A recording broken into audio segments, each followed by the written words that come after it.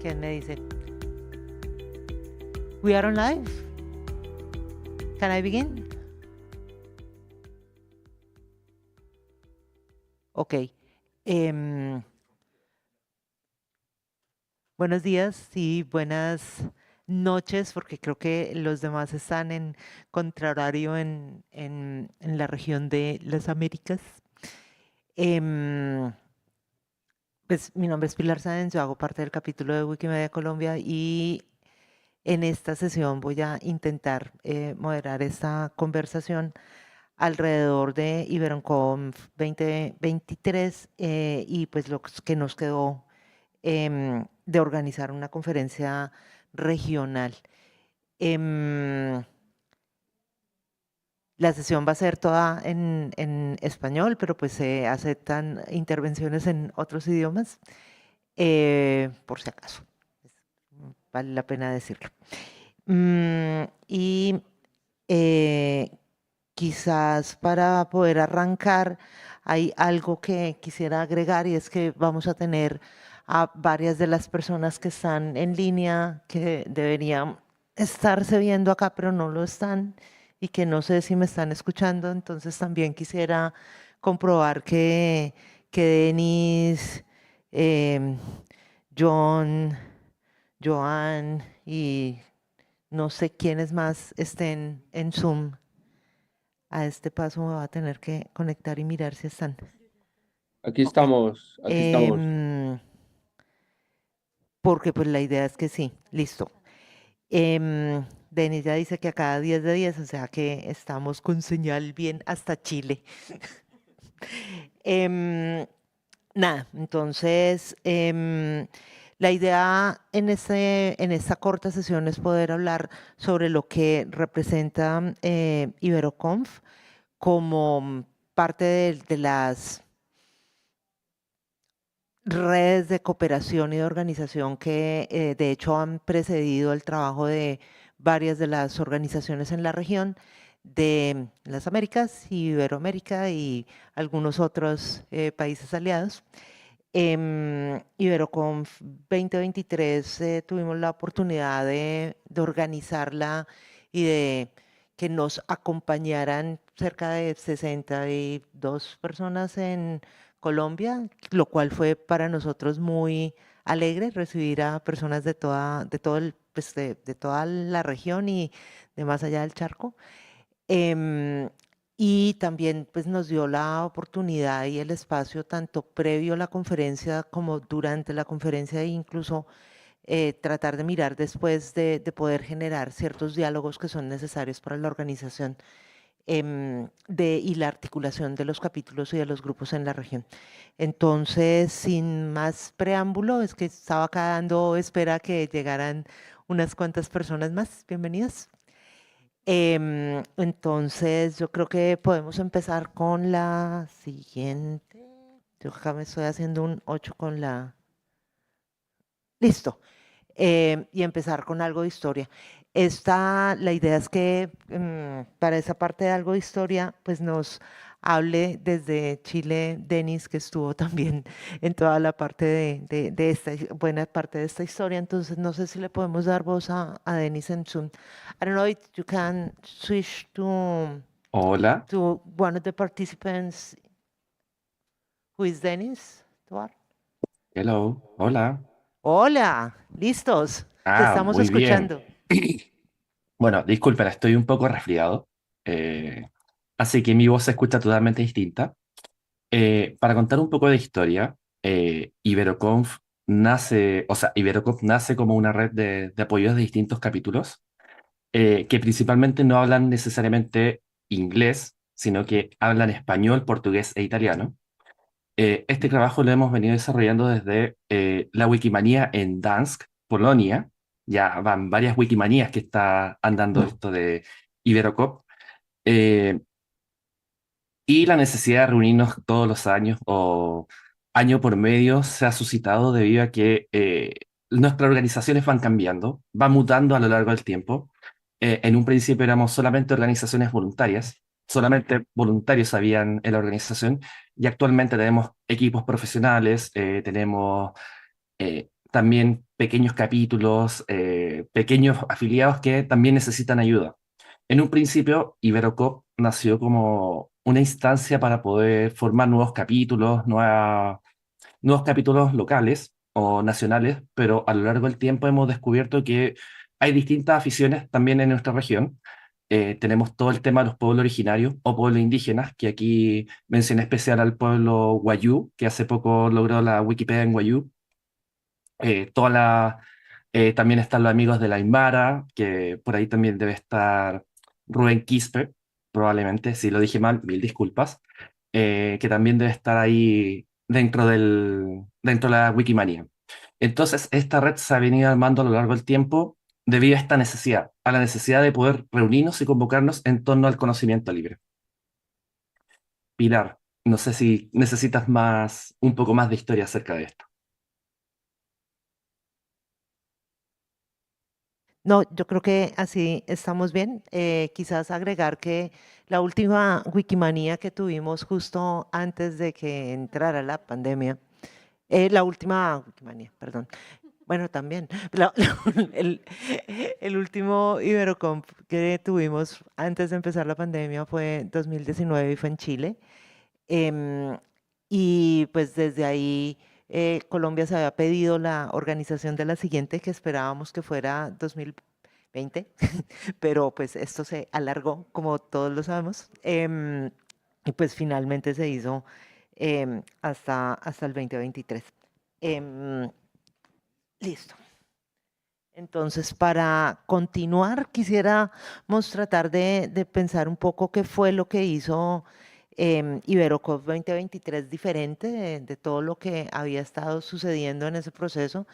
Y acá estábamos pensando que quizás lo hiciera Andrea, pero creo que no está. Entonces, no sé si puedo molestar la vida de acá, de los presentes, de las... Es que tú estuviste,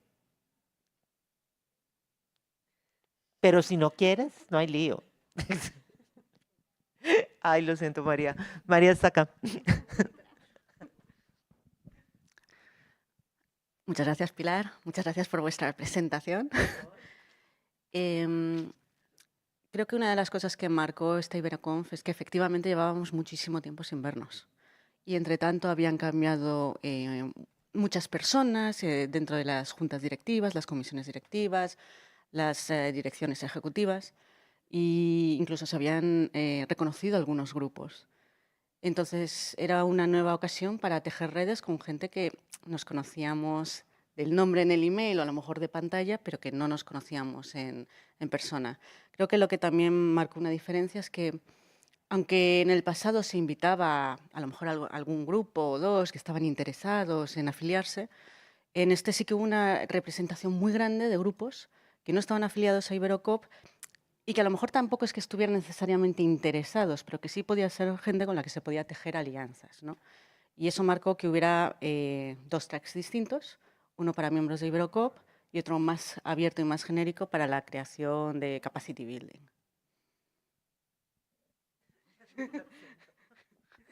Eso fue improvisado, pero llevamos improvisando esto un tiempo. Moni. Bueno, buenos días a todas las personas que nos están siguiendo. Días en Singapur, al otro lado son noches.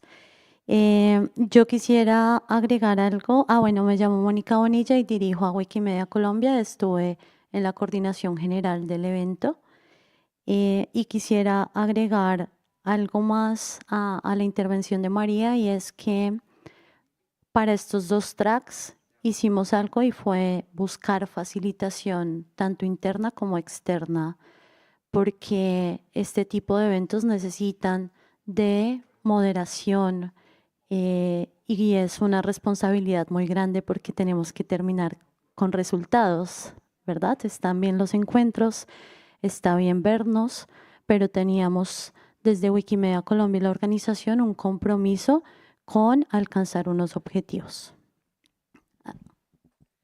Que me alegra mucho que Moni hable de los objetivos porque para allá vamos.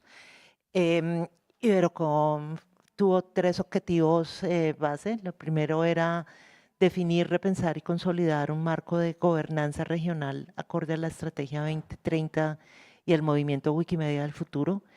Lo que ven en las barras de indicadores es la evaluación que después llenaron las personas que participaron del evento, que era pues, nuestra forma de medir también cómo percibieron el cumplimiento de estos objetivos y pues en general las personas se encontraron entre satisfechas y muy satisfechas en su mayoría, pero pues siempre hay pues algo de insatisfacción y a veces también hay mucha crítica y eso está bien, hace parte de la diversidad de lo que somos.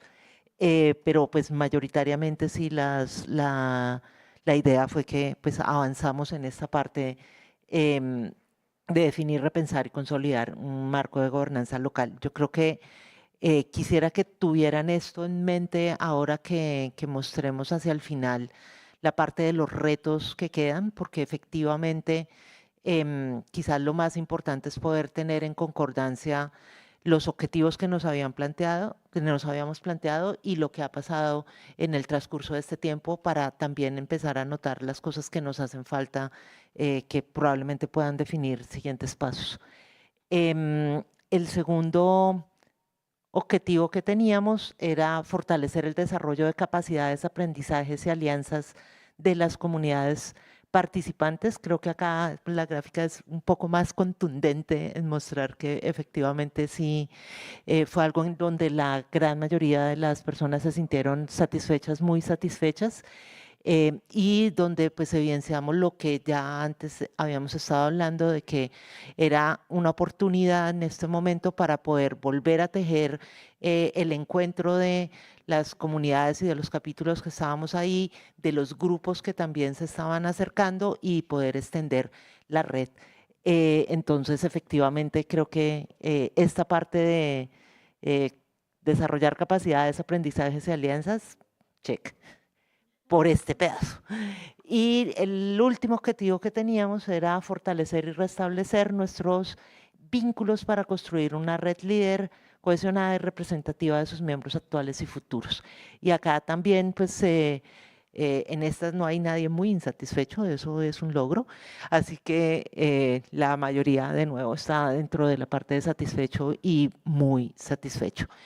Que da cuenta también de lo que nosotros esperamos sobre esta red para futuro y que entra en concordancia con una cosa de la que queríamos hablar. No sé si Libardo está conectado un poco para que nos cuente cómo fue esta idea sobre el reencuentro, que fue la palabra quizás que más repetimos durante toda em, Iberoconf. Libardo, si estás por ahí. Aló, no sé si me escuchan. Sí, Ahorita en una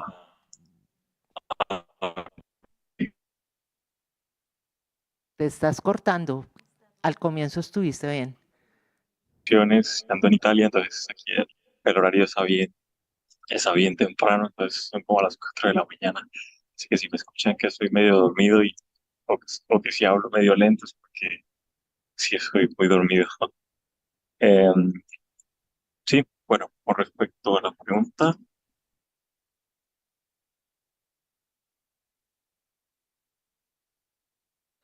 Libardo, la idea era que hablaras un poco sobre esta idea del reencuentro y de la...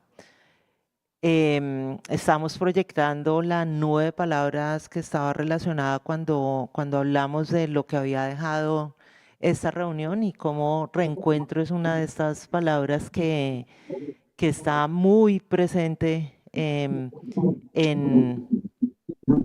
en esta nube, pero creo que te estás cortando un montón. No sé si se durmió también la conexión. sí, sí, no, yo no he dejado de hablar, solo que se me silenció el camino y es que también voy en un transporte ahorita, entonces por eso quizá la intermitencia. Bueno, con respecto a la palabra encuentro, sí, yo creo que eso sintetiza muy bien lo que significó para mí a título muy personal el IberConf, porque pues con ese medio logré o se logró, no sé, desmitificar un montón de avatares con quienes yo interactuaba, porque muchos de nosotros interactuamos, entonces tenemos oportunidad de vernos en persona y ver que la otra persona también es al final otro voluntario, y una persona también con sus características humanas, inherentemente humanas. Yo creo que eso hace entender que eh, todos estamos apuntando a la misma dirección, estamos peleando por el mismo objetivo de hacer más accesible el conocimiento libre, y yo creo que eso ayuda de pronto a limar algunas asperezas, porque siempre van a haber esas diferencias, especialmente si tú no te comunicas con esa persona de manera síncrona. Entonces, sí, yo creo que ese reencuentro fue muy valioso, fue muy importante, y me ayudó a de pronto a limar esas asperezas que, que no se logran si tú no hablas directamente con la persona. Y aprovechando que estamos hablando de lecciones aprendidas o de logros así sintetizados en ese dibujo, yo encuentro también el tema bueno, es el tema de reencuentro, y el otro tema es el de las asociaciones, el de las relaciones con los otros grupos. Entonces, yo creo que también eso permitió que sí, se lograran ciertos vínculos, ciertas construcciones de actividades. Por ejemplo, a mí se me viene a la cabeza eso que nos convocó Evelyn.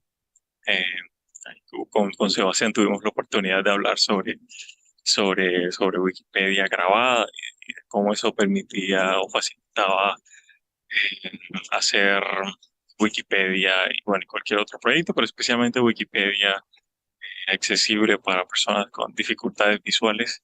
Entonces yo creo que cosas como esas no se logran si antes no tienes la oportunidad de encontrarte con la persona y hablar en el pasillo sobre cualquier otra cosa que no es lo que está programado dentro del evento. Y sí, yo no sé si me extendí mucho, pero sí, todavía soy un poquito medio dormido, y ahí les pido disculpas si divagué un poquito más o más de la cuenta. No, está bien, Libardo. Muchas gracias por pues también el compromiso. Listo, yo voy a dejar para esta parte ya donde vamos a empezar a hablar muy rápidamente de recomendaciones a Mónica, pero antes decirles a todos, tanto los que están acá presentes, que agradecemos su presencia, y los que están en línea, que también agradecemos su presencia en línea, que todo lo que nosotros estamos discutiendo en esta presentación realmente hace parte del informe que al final del encuentro preparamos desde el capítulo de Colombia pues, con toda esta información muchísimo más extendida, y hay mucha más literatura ahí, pero pues sería interesante también que quienes están interesados en hacerle un seguimiento a los aprendizajes, a lo que hemos pues lo que se consiguió dentro del encuentro, le den una miradita al informe. Dejo a Mónica para que empecemos recomendaciones. Bueno, y a mí me toca la parte rápida. Hicimos una evaluación de lo que fue el evento y también hicimos algunas retroalimentaciones con las facilitaciones, con el comité organizador, con la junta directiva, con la asamblea de socios de Wikimedia Colombia, y nos parece que no podemos seguir haciendo eventos en el movimiento sin reflexionar acerca de lo que estamos haciendo bien y de lo que no estamos haciendo bien, y por eso proponemos un tipo de recomendaciones de varias índoles. Entonces acá ustedes están viendo los logísticos y son cuestiones tan pequeñas, los detalles, como que las personas que iban de Europa estuvieran un día más, llegaron un día antes para poder descansar y estar en las mejores condiciones para poder estar en el encuentro. O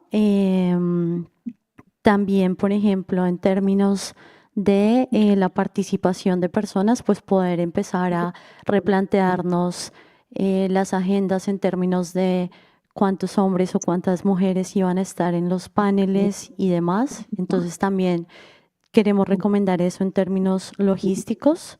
Respecto a lo metodológico, definitivamente abrir el espacio nos dejó muchísimos aprendizajes y creemos que se tienen que seguir abriendo los espacios para las discusiones. Somos un movimiento de lo abierto que lo defendemos y pues tenemos que generar esos espacios abiertos.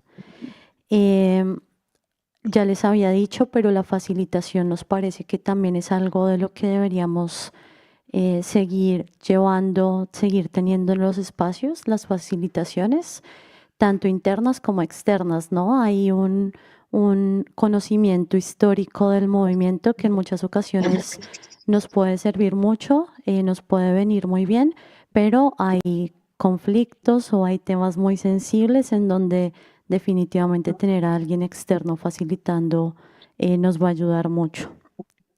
Luego, creo que esto sí lo hacemos a nivel de movimiento, pero volverlo a reiterar, la construcción colectiva junto con los participantes de la agenda, la construcción colectiva junto con los participantes de los comités, el comité de convivencia, el comité de programa, el comité organizador, todo pues fue abierto, transparente. Y bueno, esto de este tema de las nuevas voces para Wikimedia Colombia también muy en línea con lo que ocurre en el país, que es un país en donde hay multidiversidad. Por ejemplo, invitar a comunidades más pequeñas nos parecía muy significativo porque justo estamos en un ejercicio de que las comunidades pequeñas puedan empezar a crecer y pues qué mejor que con toda la cantidad de experiencia que tenemos en el movimiento. Luego tenemos otra que es la agenda, pero esa la voy a pasar porque ya lo nombré. Y del movimiento hay algo y es que Colombia en este momento tiene un compromiso a nivel mundial con el tema de paz y de generar espacios de discusión y quisimos que esto ocurriera en el evento con todo el respeto porque sabemos que hay conflictos, que hay que darle manejo a los conflictos, que hay que hacerlos visibles. Entonces, reiteramos mucho este compromiso de Colombia como un territorio de paz y pues lo hicimos muy manifiesto en el evento siempre. Y además de esto, bueno, esto lo voy a leer textual. Reconocemos que el ecosistema Wikimedia se basa en buena parte en apoyos invisibles y un harto trabajo por parte de voluntarios y voluntarias. Y hay que abrazar esa diferencia y visibilizarla. Y creo que esto también tenemos que reflexionarlo y que en IberoConf lo vivimos. Y ahora sí, para Pili el micrófono. Entonces, para cerrar y poder dar paso por lo menos a 5 minutos de preguntas, queríamos poner algunas de las cosas que están acá en retos y próximos pasos. Y si bien era algunas de las cosas que habían quedado pendientes, si ven hay diferentes colores, estos diferentes colores, tal cual semáforo, cosas que no necesariamente hemos hecho y que han estado pendientes, cosas que han avanzado un poco y cosas que ya han avanzado bastante más. Hay una en particular que quizás es la primera de las que está ahí, que no es para resaltarla, sino porque creemos que es algo que todavía nos está haciendo falta, es efectivamente hacer seguimiento sobre Iberocop. O sea, Iberoconf es el evento, el encuentro, Iberocop es la red.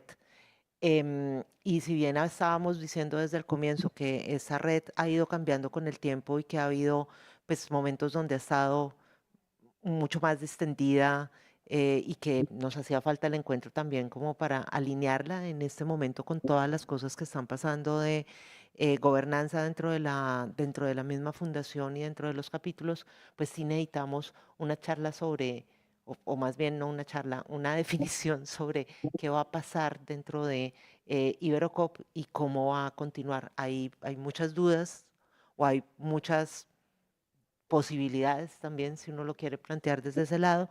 Entonces habíamos quedado de tener una llamada después del evento para, para ver las posibilidades de futuro y esta es una llamada que hasta ahora no se ha hecho y sigue estando ahí. Quizás es nuestro principal rojo de los rojos que tenemos acá. Sobre redes de trabajo y cooperación ya se vienen discutiendo ideas de posibilidades, por ejemplo, de hub temáticos y como lo nombró Libardo mientras estuvo hablando, también se empezaron a dar ya algunas colaboraciones entre iniciativas que tienen algunos de los capítulos que están participando dentro de Iberocop y eso se ha logrado a pedazos. O sea, todavía nos faltan discusiones, pero hemos ido avanzando. Sobre la parte de modelos de gobernanza, efectivamente es algo en donde queremos seguir generando acciones y espacios de diálogo para la reflexión. Cosas que ya hicimos fue efectivamente, por ejemplo, participar algunos de los de quienes estuvimos en Iberoconf, de la investigación sobre los hubs de educación, por ejemplo, y el informe de Uruguay sobre los hubs en la región, o sea, como las posibilidades que hay ahí, que creemos que son unos puntos de reflexión que siguen siendo interesantes, pero nos queda, por ejemplo, la discusión sobre el hub de género, esa está ahí medio trancada, entonces, pues está, o sea, hay que moverla. Pues yo espero que acá, por ejemplo, eso sea parte de lo que se mueva eventualmente. Sobre la organización de eventos regionales por temas e intereses donde se planteen proyectos de impacto a nivel del movimiento desde las agendas de comunidades implicadas. Ahí teníamos cosas que ya se hicieron y que son muy interesantes, como lo que pasó efectivamente con wikipedistas en Guayunaiki y el hecho de que ya ahora tengamos una nueva Wikipedia en la región en un idioma de una lengua indígena, que es el Guayunaiki, y eso a nosotros nos llenó de alegría porque tuvimos varios capítulos ayudando y comprometidos con que esto sucediera. También estuvimos participando en la campaña global de visibilización de la comunidad LGBTI y de la construcción de materiales alrededor de contenidos y también pues estamos acá en Wikimania 2023 hablando de este tema a pesar de las horas, los horarios y de las muy interesantes conferencias que hay a los lados, pero pues estamos acá porque es así. Algo que está pendiente y por eso está en rojito es mirar efectivamente qué vamos a hacer el otro año, o sea, Iberocop 2024, necesitamos organizarlo y necesitaríamos saber quién se va quién va a levantar la mano para decir como aquí vamos y pues conseguir todo lo que necesitamos para que esto sea realidad. Y la otra cosa que efectivamente está pendiente tiene que ver con la formación y transferencia de liderazgos. En esa medida, digamos que creemos que no se han llevado a cabo las acciones y vemos la necesidad de, por ejemplo, en un espacio como este, buscar tanto nuevos líderes y lideresas que se comprometan para poder seguir avanzando en Ibercomp. Entonces, paro o sea, ahí, o sea, tenemos como un medio minuto, no sé si haya preguntas, inquietudes o demás. Yo de antemano les agradezco muchísimo la participación, tanto de acá como de los que están en línea.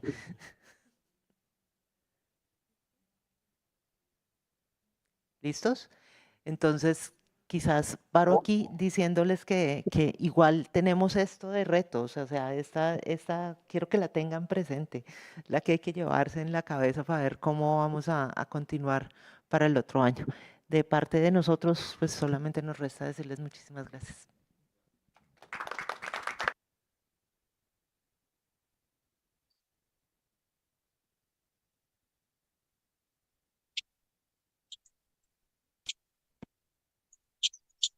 Chicas, muchas gracias. Ahí está Sebas, está Libardo, Joan, Denis, John, gracias. Listo, chao.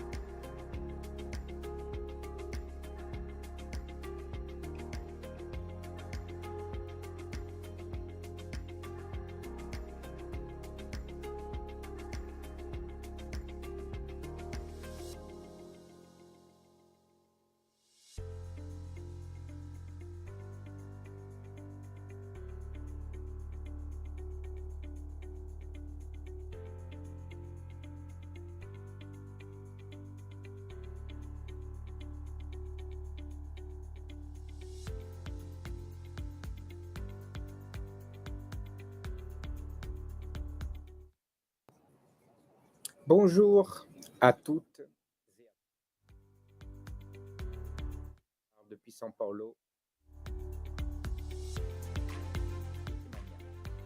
Ce que je vais vous présenter aujourd'hui,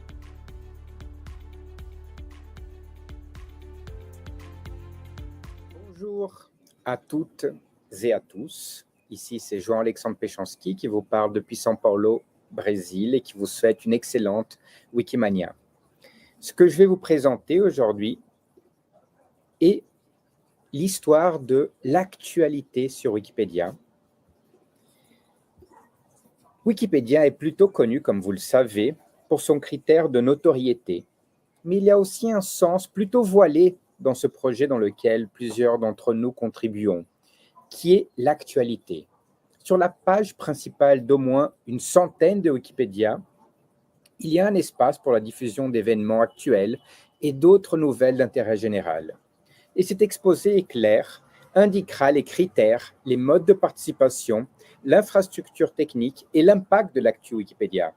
Le cas qui sera présenté est celui de Wikipédia en portugais, car c'est là où je suis principalement actif, qui est remarquable par rapport à la diffusion automatique sur plusieurs réseaux sociaux. Un des objectifs de présenter aux participants et aux participantes de communautés générales, mais surtout les petites et moyennes, de cette façon de pratiquer l'actualité sur Wikipédia est qu'elle est simple à réaliser avec l'utilisation de robots et aussi avec l'utilisation de réseaux sociaux. La trajectoire de Wikipédia est directement liée à celle de l'évolution du journalisme, surtout de ce qui est l'application des nouvelles technologies et modèles sociotechniques de la communication sociale, et ceci remonte depuis 2004, et il y a une figure qui est très importante dans cette trajectoire que j'ai mis ici en photo, qui est Andrew Lee, qui est celui qui, d'une certaine façon, établit la rencontre entre communication sociale et Wikipédia, donc depuis 2004, lorsque le projet devient un espace d'expérimentation journalistique, par exemple de journalisme citoyen ou journalisme participatif, surtout pour ce qui est de la rédaction journalistique. Les projets Wikimedia et surtout Wikipédia deviennent aussi un lieu de développement technologique pour le journalisme numérique ou computationnel. Wikipédia a un rôle croissant de définition des grands thèmes du jour, donc de ce qu'on appelle, en théorie du journalisme, agenda setting.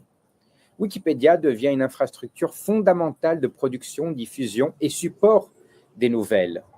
Il y a un entrain grandissant dans plusieurs communautés pour l'accompagnement souvent en temps réel d'événements d'impact. À ce rôle s'ajoutent ceux de whistleblower et de support aux médias professionnels. Des informations qui ne sont pas d'intérêt de gouvernement ou corporations parviennent à émerger sur Wikipédia. Plusieurs plateformes de médias puisent des informations sur Wikipédia, parfois même par des API. Et l'impact de Wikipédia sur les médias se fait à mesure où les sources qui alimentent l'encyclopédie sont effectivement fiables. Ainsi, on peut dire que Wikipédia a un sens d'actualité, d'ailleurs grandissant. Plus de 100 Wikipédia ont sur leur page principale un cadre pour les actualités. Les critères pour être admis entre les pages principales sont semblables dans les grands projets, surtout une qualité suffisante de sources fiables, un sujet global et une empreinte factuelle d'intérêt public. Les articles les plus lus, du moins sur la version en portugais, sont hebdomadairement ceux sur des événements récents. Et ici, je vous montre le cadre, justement, sur Wikipédia en portugais, des actualités. Sur Wikipédia en portugais, justement, en moyenne, 150 actualités sont publiées par an sur le cadre des actualités. En 2023, 83 personnes ont suggéré des actualités sur Wikipédia, donc 17 de plus que l'année précédente. Il y a eu cette année 128 personnes qui ont commenté sur les suggestions d'actualités. Les actualités sur Wikipédia en portugais sont publiées d'une façon semi-automatique par un mécanisme qu'on doit à l'utilisateur Alberto Leoncio, que je tiens justement à remercier, dès qu'une suggestion est faite, il y a certains créneaux d'heures pour la publication. Plus l'actualité est soutenue, plus vite la publication a lieu et la discussion prend au moins 2 heures. Les actualités publiées sur la page principale de Wikipédia apparaissent automatiquement sur Instagram et Facebook du projet en portugais. Toutes les semaines, les articles les plus lus sur Wikipédia, comme je vous ai dit, sont ceux qui traitent des thèmes récents, y compris les actualités. 2 des 3 articles les plus lus de cette semaine, la première d'août, quand je vous parle, sont sur la Coupe féminine de football qui justement a lieu en ce moment. Il y a donc par ce processus enchaîné un ajout de valeur à ce que nous faisons en transmettant sur les réseaux sociaux des liens pour des informations valides et fiables. Peut-être le plus grand défi de ce processus enchaîné est d'établir un processus aussi enchaîné équitable, car sans avoir de données plus techniques ou plus développées sur ce sujet, visuellement, les actualités de Wikipédia, du moins en portugais, tendent à illustrer surtout des événements d'actualité de personnes masculines blanches. Et donc, il faudrait, à partir du moment où la technologie se développe pour que Wikipédia puisse maintenir son développement en tant qu'agenda setting, qu'on réussisse aussi à établir des critères d'équitabilité et qui nous permettraient donc d'avoir un processus donc plus démocratique et plus divers de ce que nous mettons en évidence. Et voilà, ici donc ce que j'avais à vous proposer. Je remercie énormément toutes celles et tous ceux qui ont eu l'occasion donc et l'intérêt de venir m'écouter. Je vous souhaite une excellente continuation sur Wikimania et à bientôt depuis le Brésil. Bien à vous.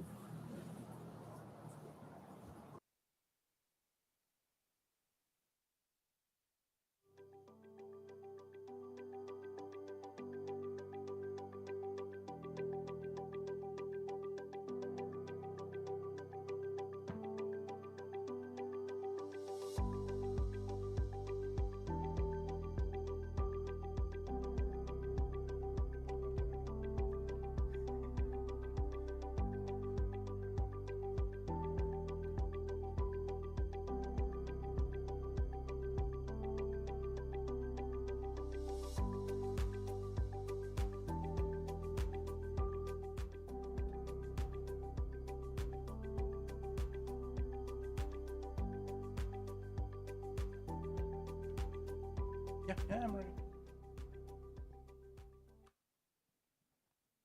Yeah, okay. Hello, good morning. Thank you for attending this lecture. So today I'm going to talk about how I went from writing on Wikipedia to writing a novel, which is something completely different. I'm not a linguist, I didn't study literature, nothing to do with writing novels, and why I think it's the next step we should take as Wikimedians. So before we get started, I'd like to give some background. As you know, there are 319 active Wikipedias, but less than 1/3 of them have over 50,000 articles. Some Wikipedias, have hundreds of articles, just 200, 300, 400, very, very small ones. And there are 58 million articles in all Wikipedias. If we combine them together, there are around 58,000, but half of those are only in 10 languages. So you can see there's a big gap language-wise, especially many unrepresented languages, many small languages are not, that doesn't have enough information on Wikipedia. And that's basically our motto, to have access, to give access in knowledge to all people. However, there are around 7,000 languages spoken in the world as of today. According to UNESCO, only 65 are safe. The rest have a different levels of endangerment, from mildly endangered to very, very, very severely endangered. You may think that some of these languages that that are endangered, they're spoken by probably 100 people, 200 people, 1,000 people. But no, actually some are spoken by millions, like Lombard, spoken by 6 or 7 million people. You may think, how come this is endangered? There are many reasons. Or Aymara, or Yiddish, or Belarusian, which is the official language even. How come it's endangered? Why? Because in some countries there are 2 official languages, and one is used by most people because it's language of communication, language of spoken in a neighboring country, or a country that exerts influence over the other, or is only used in oral communication, never in written communication, which also affects the language. The fact that there are millions of people who speak one language, but they don't write in it, it's a problem. It's a problem we have for a language. We need to make sure that the languages are spoken, written, there is media created, there is everything created in that language in order for the language to survive and thrive. Now, the language that I mostly write in it is Judeo-Spanish. It's spoken by about 150,000 people. Most of them are in the third age, over 60, 70, 80. There is one big problem because many of those speakers, by the way, that language is the language spoken by the descendants of the Jews who were expelled from Spain in the 1500s. Just to give some background, when they went to Latin America, Spanish and Judeo-Spanish are very similar. They share 90% of the lexicon of the words, but they're pronounced differently, the grammar rules are different. But in Latin America and in Spain, it was leveled. So most of those speakers tried to speak Spanish because it was very easy for them to use it. And they had children, and the children never learned Judeo-Spanish. They learned Spanish, which is the official language. It was easy for them, and also to adapt to the society. So that's another problem in this particular language that I write in. Today, there are studies and lectures and academic journals written in Judeo-Spanish in the US, in Spain, in Israel, some other countries. There's another problem. The language is not standardized, which is another problem that endangered languages face. There are radio programs sponsored by the state in Israel and in Spain. And there is one weekly newspaper that has only one page in this language. It started as a full newspaper in Judeo-Spanish in Turkey, but due to the market needs, started to offer more pages in Turkish because it was in Turkey. And now today, the news is a full newspaper, but has only one page in the language and the name. And there is one monthly magazine. That's it. And it's based in subscription. That's about what is in Judeo-Spanish. So as you can imagine, it's very, very endangered. There is probably 10 children who speak the language as a mother tongue. And I know hundreds of people who speak the language fluently as a mother tongue, but they never pass to the children. The children know a little bit, and obviously, since the children know a little bit, they didn't pass to the grandchildren. And that's where the language dies. Now, okay. Now about literature. These images that you can see are from covers of newspapers that started 200 years ago. They don't exist anymore. The language used to be written with a modified version of the Hebrew alphabet. The first books were published in the 1500s. Actually, the Jews were the ones who brought the first printing presses into the Ottoman Empire. The first newspaper, as I said, began operations in 1871. Now today, because Turkey changed from the Ottoman script, which is a variant of the Perso-Arabic script. They switched to Latin alphabet, so all the languages in Turkey need to be spoken, written in Latin alphabet, so they switch to a Latin alphabet.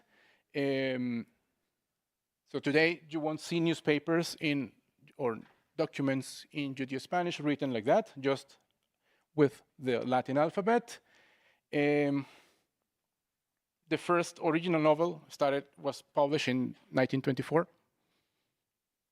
The previous ones were just translations of French classics printed in newspapers as one chapter every week. So people started to buy the newspaper That was the only way also for the newspaper to finance itself. And nobody published any book in this language today. The most recent ones were one from 1999, which is a rabbi from Bosnia, from Sarajevo, and one Mexican writer who wrote one in 2012. That's it. Before that, the last book was written in 1924. So you can see the low level of literary production, and that's what I think is so directly related to the danger of the language. And probably the languages that you speak, if you speak a minority language and it's in danger, you can also think, is there any book, any printed media available in my language? Is it common now? Does it happen? Do I see them? Are they easy to find?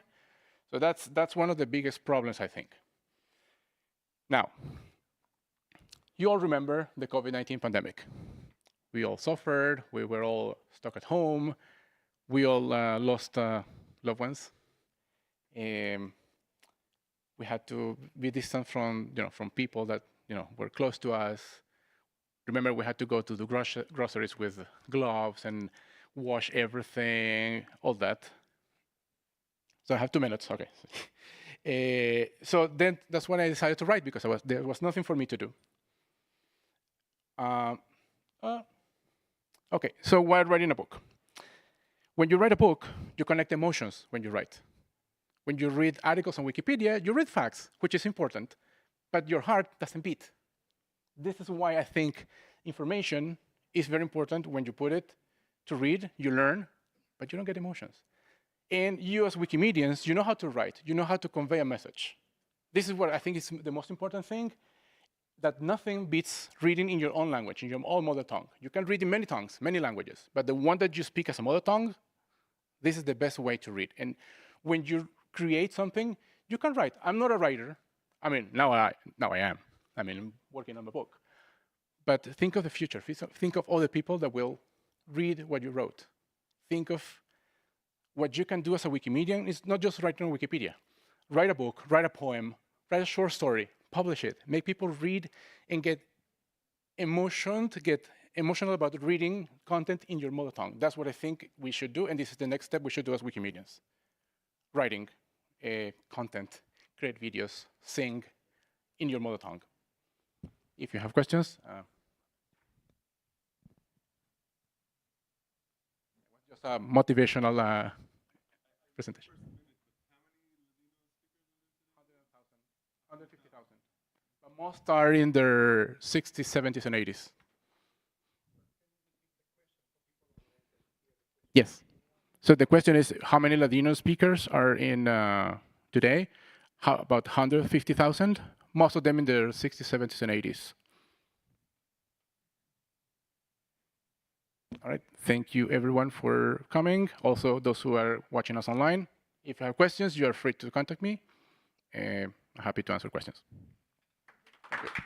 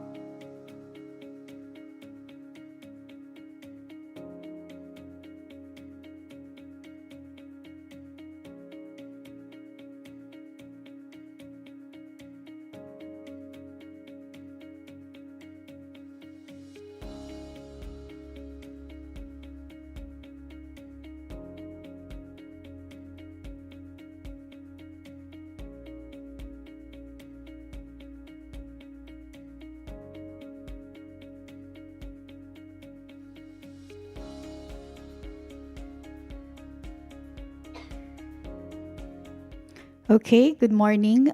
Good day to everyone, especially to the audience that are tuned in on YouTube. My name is Vanch Padilla. I'm a Juris Doctor from the Philippines, and I would like to share stories with you about our growth hacking and future proofing of our communities. So I would just like to make a disclaimer that prior to being a Wikimedian, I was also a Google volunteer.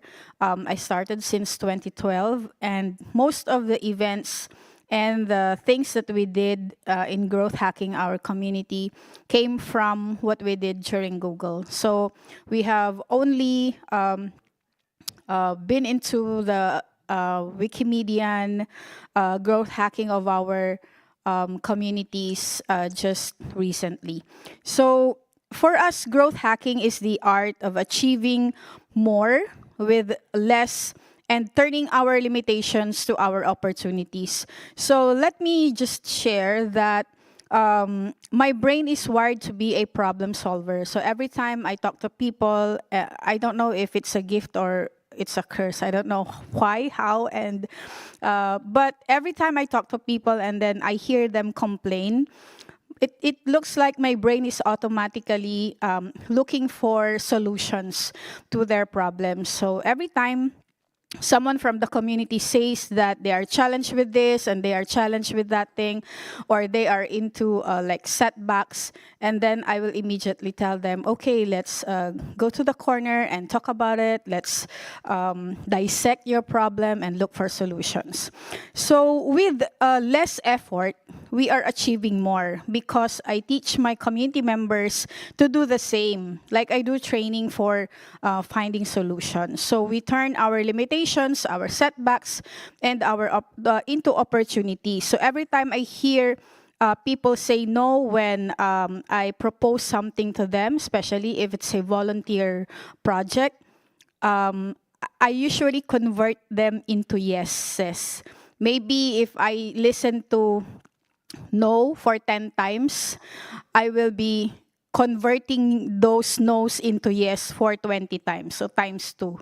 So I never take no for an answer. That is how dogged we are in the community. And it's not only me, but I'm teaching the younger ones, especially the younger Wikimedians, to do the same because it eliminates most of our problems. Okay. So we use this model for our growth hacking because we started the community with only 2 people. And then on the first year, we had a community of over 1,500 people for the technology and the volunteer projects we do for Google Business Group, for the women tech makers, and the other communities that we have started. But all of those communities are of free membership, of course. We don't ask anything from the members. So what we do is we start with a not a controversial, but an interesting project or an event. So that's the start of everything. And then before, when the internet were just starting, nobody is using social media in our community, but we were the first pioneers to learn social media promotion and digital marketing so that our events will spread like wildfire. And you know that before, the early adopters of technology are the young ones, so we make it a point to always include the young people whenever we have events, we're organizing, or we're just starting discussions, or we are proposing with our partners. So if we start something good or interesting or unique, then we start to attract people, not only members, not only attendees, not only those who just wanted to join something worthwhile, but we also attract partners. So we never do any community or an event that doesn't have partners. We need partners. Who are we talking to about here? We have the government offices, the government agencies, the public sector, the private sector, those businesses in the community that would normally give a lending hand or a helping hand to our activities. And then when they are attracted, we engage them, we give them time or resources or avenues for them to share their ideas also. So it's a like sharing community that everyone's voice is being heard. So after that, sometimes we close the deals or sometimes we close partnerships and then we move on to other projects. We cover more areas, more territories, we expand and then we connect, network. So that will be the fastest formula for growth hacking. And then once we close everything and once we leave a certain project, then we repeat and start again. Next time, we are going to propose another project. So once we propose a project, we look at the beneficiaries within that particular community. We just don't bring any project for the sake of bringing any project or doing any project. We want to study what the community needs and then what the partners would require. And then we meet at the middle. So it's always been a win-win-win scenario. The partners win, the community wins, and then the organizer wins. So it's a perfect model for a growth hack. Okay, so how does one become a great hacker? Growth hacker. Everyone can become a great growth hacker. So these are our usual characteristics of the growth hacker. We need to be focused, of course, on growth. Metrics, don't forget your metrics so that you know if you're growing or not.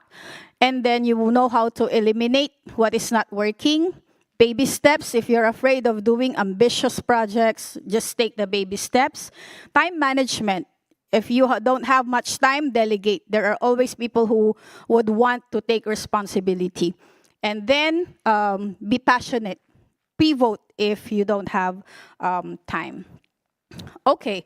With regards to future proofing, it's like just preparing your community to be ready when AI takes in, machine learning takes in, and other people who are already doing other things, like when the children grow up and then they go work and then they don't edit anymore or they don't join events anymore. Always be putting up your pipeline. Always be preparing your pipeline. So always be proactive and adaptable. And then other strategies, stay informed. Believe it or not, we never stop learning. We're always updated with current events and whatever is happening on the community. And collaboration. It's very important. It's the theme of Wikimania. Cultivate emerging leaders, and then invest in learning opportunities. So that is my 10-minute and capsulized formula for growth hacking and future-proofing your community. Thank you so much. Thank you also to the online audience. Hope to see you around for the rest of Wikimania.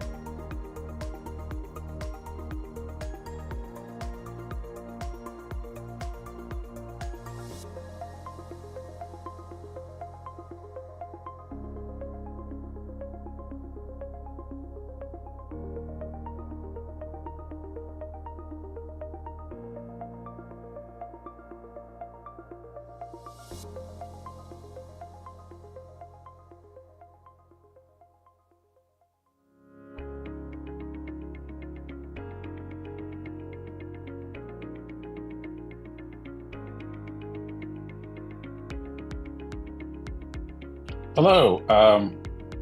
Can folks hear me? I'm just hearing like hold music. Okay, great. Can people hear me? A little bit of feedback would be great.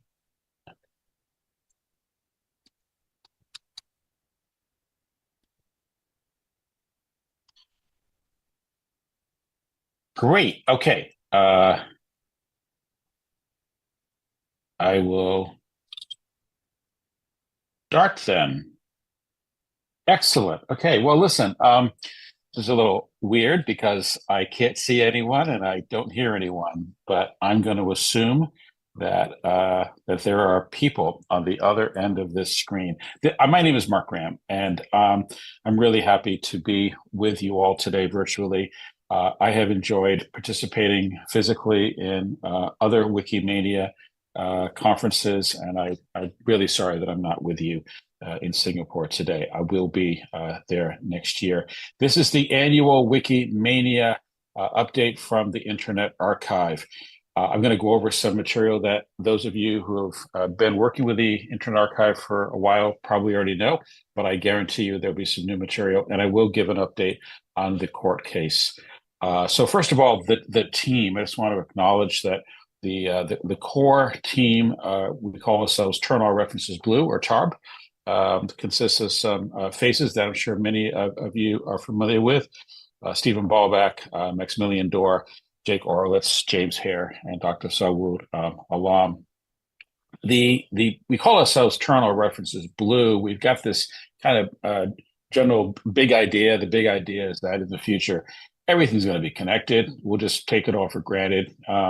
When one references any material whatsoever in any medium, the all related and referenced material would be a gesture away, a click away.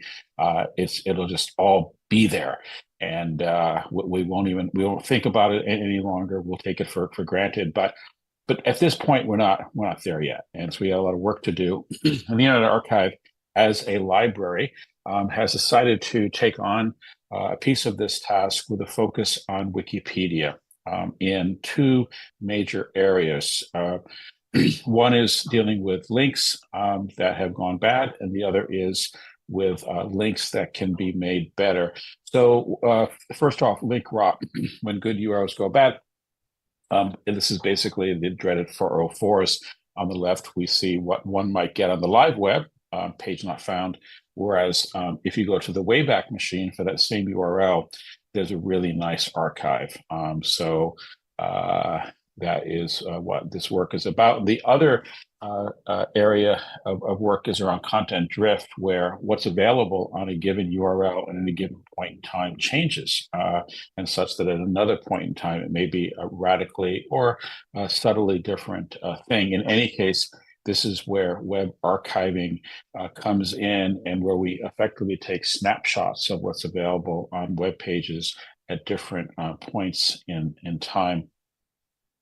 So the foundation of the work that we do with the Wikipedia sites, it starts with doing a really good job of archiving, first of all, the public web writ large. We archive more than 1 billion URLs a day, but in particular, ensuring that we archive URLs that are referenced on Wikipedia articles across all of the more than 320 Wikipedia language editions. And we do that by listening to the event stream API. We've also listened to the enterprise API.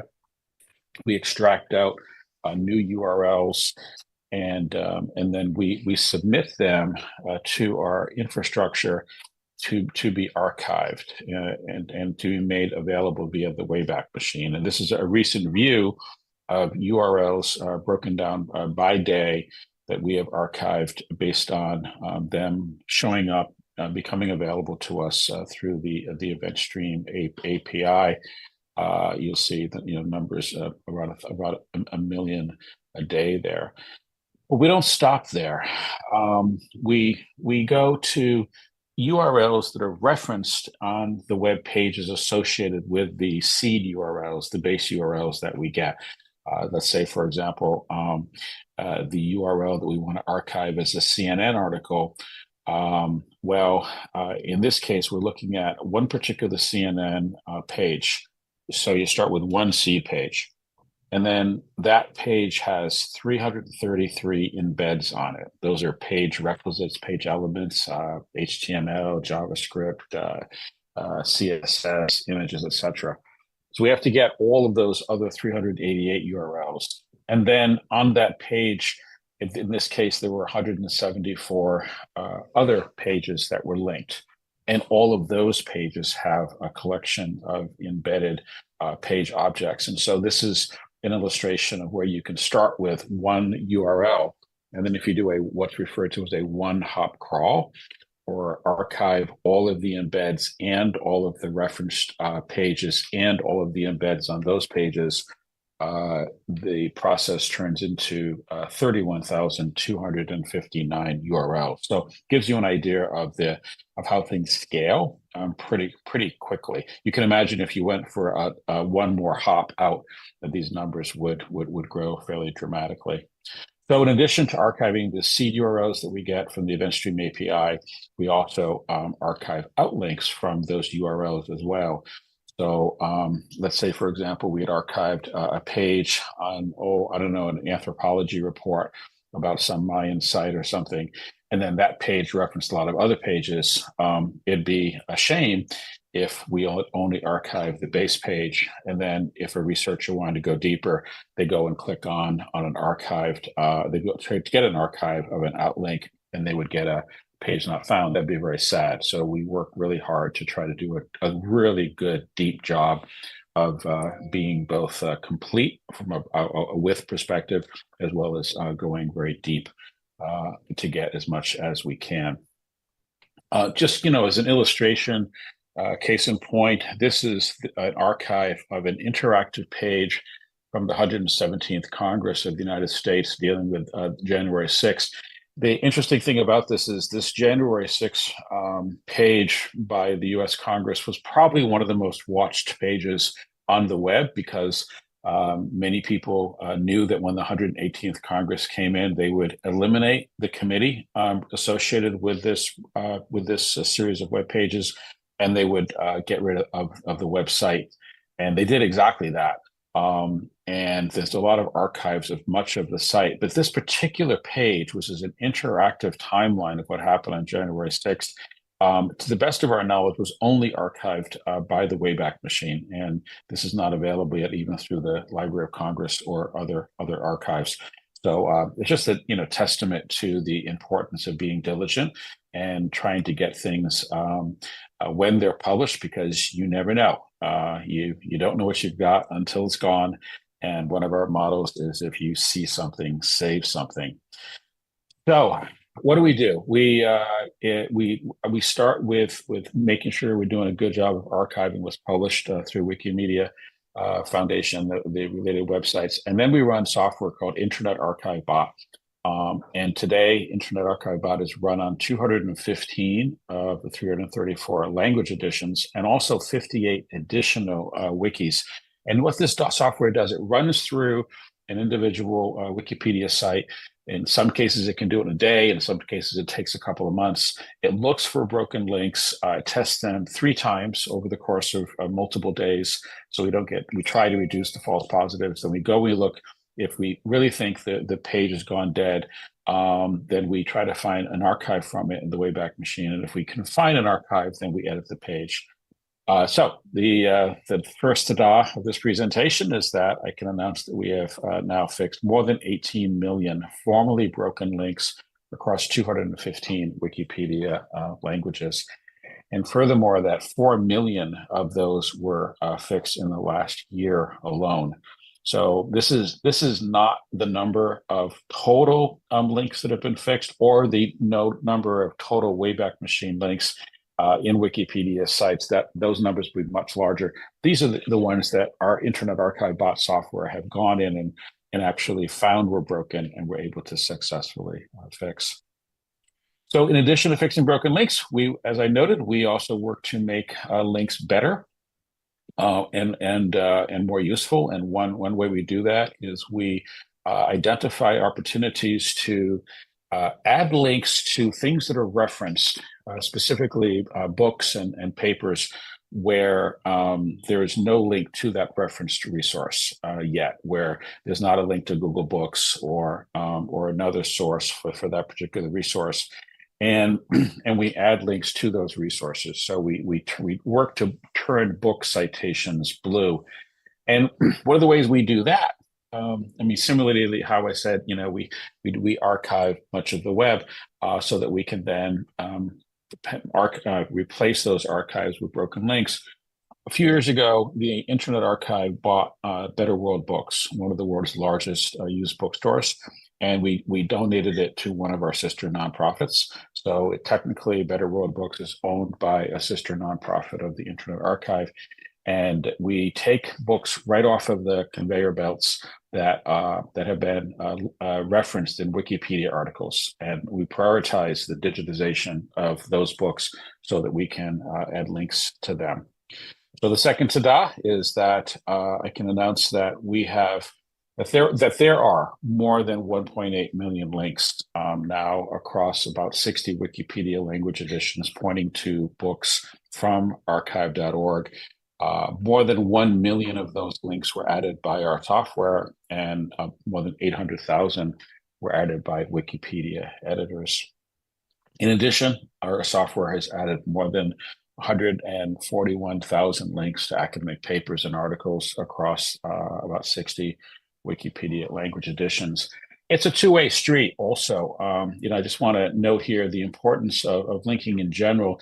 This is a book that actually came out today on Kindle. It comes out next week on paper, written by a China scholar. It's called Sparks, and it's about China's underground historians in their battle for the future. I'm sure this book will be of great interest to many Wikipedians. And there are 85 Wayback Machine links in this book. So this is where an author recognized the importance of preservation and not just relying upon live web links for the book. In fact, the author just told me today that several of the links in this book have already gone bad, have already turned into 404. So it was good of him to have used Wayback Machine links. A couple of things that are coming up. One in the lab, we call this Reference Explorer. It's an attempt to create kind of a Swiss Army knife for references that appear on objects, where the objects could be a Wikipedia article or a PDF or any given web page. This is in development, and I welcome the opportunity to collaborate with others that are working in the space. We recently cataloged about 15 citation helper kind of like apps and have been evaluating them. And we're interested in collaborating once again with other people who have worked on this ecosystem. What's coming up next? One is finding and fixing SOF 404. So what we've done so far is focused on hard 404s. That's when you get an HTTP status code of 404. A SOF 404 is actually technically a status code 200. So it's basically a good page. From the web browser perspective, there's nothing wrong with the page whatsoever. But from a human being perspective, if, for example, as you can see in this example here, it's pretty obvious that this is not a good page. In fact, it may even say error 404 on the page, but it's really, once again, a status code 200. So being able to reliably identify SOF 404s and then go look for replacement good 200s for them is something that we are developing software and capabilities for as I speak. Okay, I've got 8 minutes left here, and so about the publisher lawsuit, I'm sure some of you have questions about this. I'm going to read from a blog post that we made available today.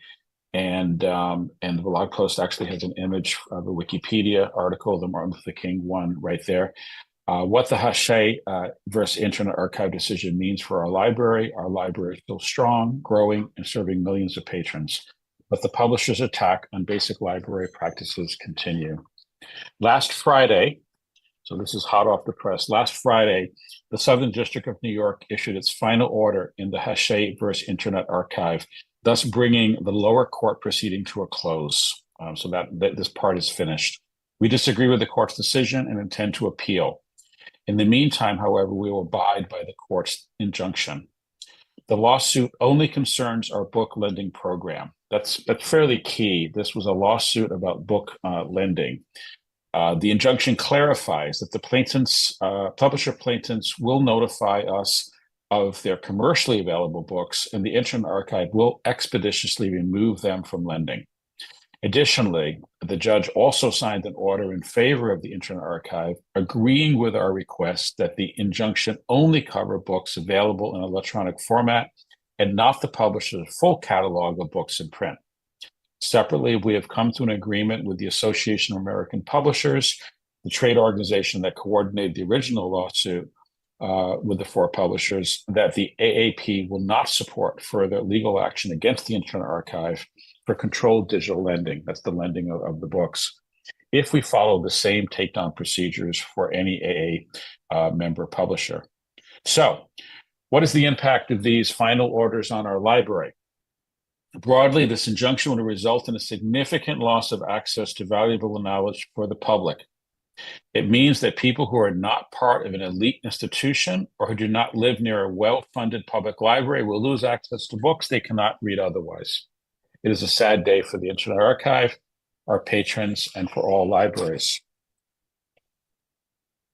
Because this case was limited to our book lending program, the injunction does not significantly impact our other library services. The Internet Archive may still digitize books for preservation purposes, and we may still provide access to our digital collections in a number of ways, including through interlibrary loan and by making accessible formats available to people with qualified print disabilities. We may continue to display short portions of books as is consistent with fair use. For example, Wikipedia references, and then we say as shown in the image above. This injunction does not affect lending of out-of-print books, and of course the Internet Archive will still make millions of public domain texts available to the public without restriction. So thanks to your continued support, our library is going strong, growing, and serving millions of patrons. Libraries are going to have to fight to be able to buy, preserve, and lend digital books outside of the confines of temporary licensed access. We deeply appreciate your continued support, and we will continue this fight. So that's the end of my remarks, and there's 4 minutes left here. And oh, I can see people now. This is great. I can see the back of people's heads. Woohoo! Okay, yay! Thank you. Okay, I would give many of you hugs because I know many of you if I could see you there. So thank you so much. It's really good to see you from Half Moon Bay, California. I don't know if I could take any questions. I'd be happy to if I can.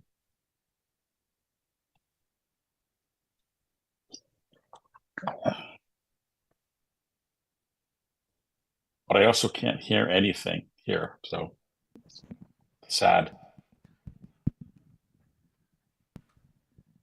Thank you. That was great. It was interesting to hear you talk about the IA bot fixing broken links and rotten links in an automated way. I understand that a very large number of links have also been fixed manually by Wikipedians. Is that number in the millions as well? Yes, it is. And I can come up with some number about that. We're doing some research. I don't have that number handy here. And there's a number of additional numbers that I will try to share.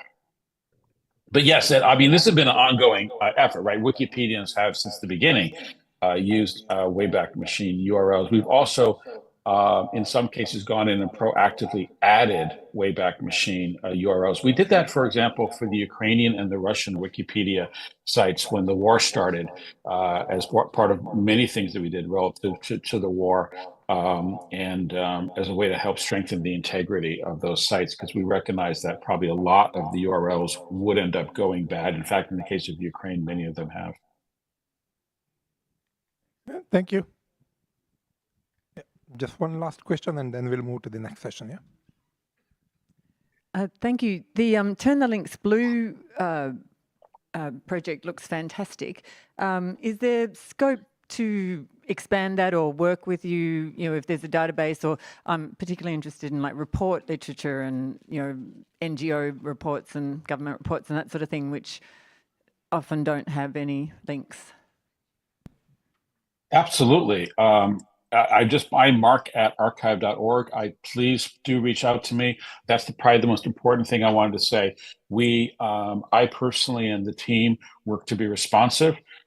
When we expanded and scaled up to more than 150 language editions, we also scaled up our efforts to support the people that were posting bug reports, etc. And so please do email me, and I will work to try to help meet whatever needs you might share. Thank you for turning around. I can see you. There you go. Okay. Hi. Okay. Thank you. Thank you. Wonderful. Bye.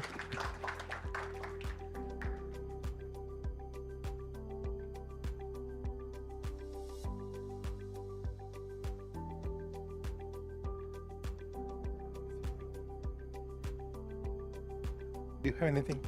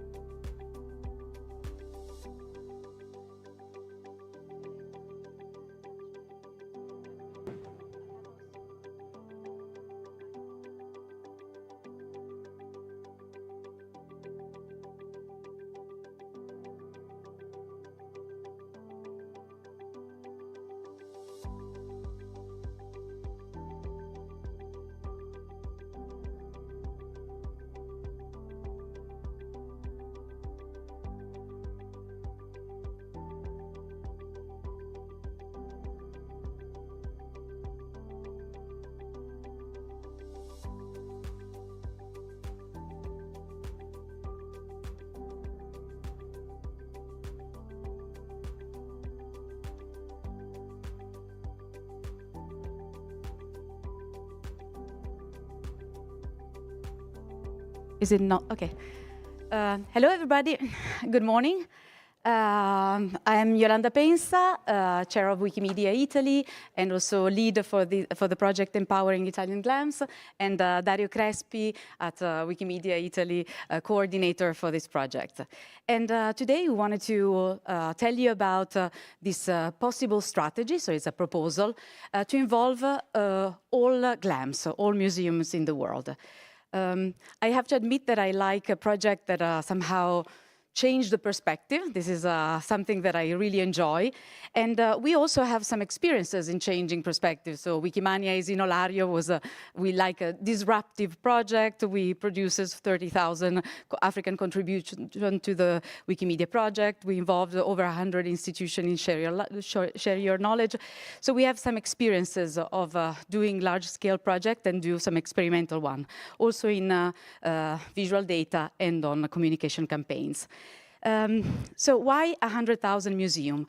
Because this is the number of museums around the world. This is the data from UNESCO annual report. So we're talking about a quite extensive number of institutions. And there are many reasons why the Wikimedia movement can be interested in having them all.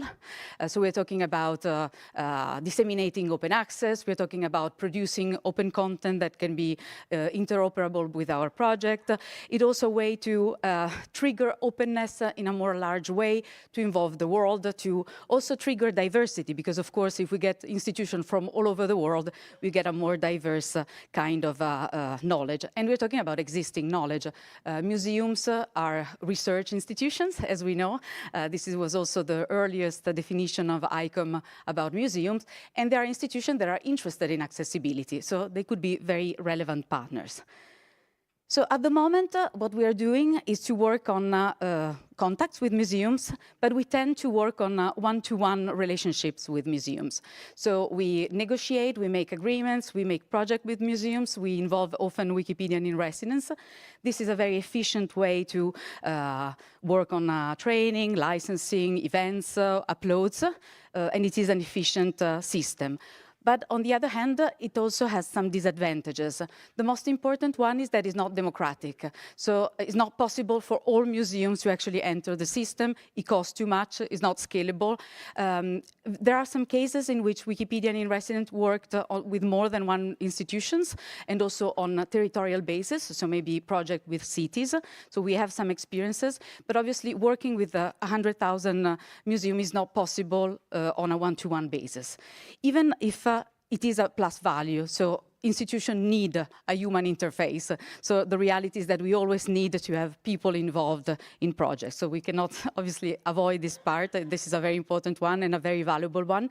But we need to find other ways to involve a bigger number of institutions.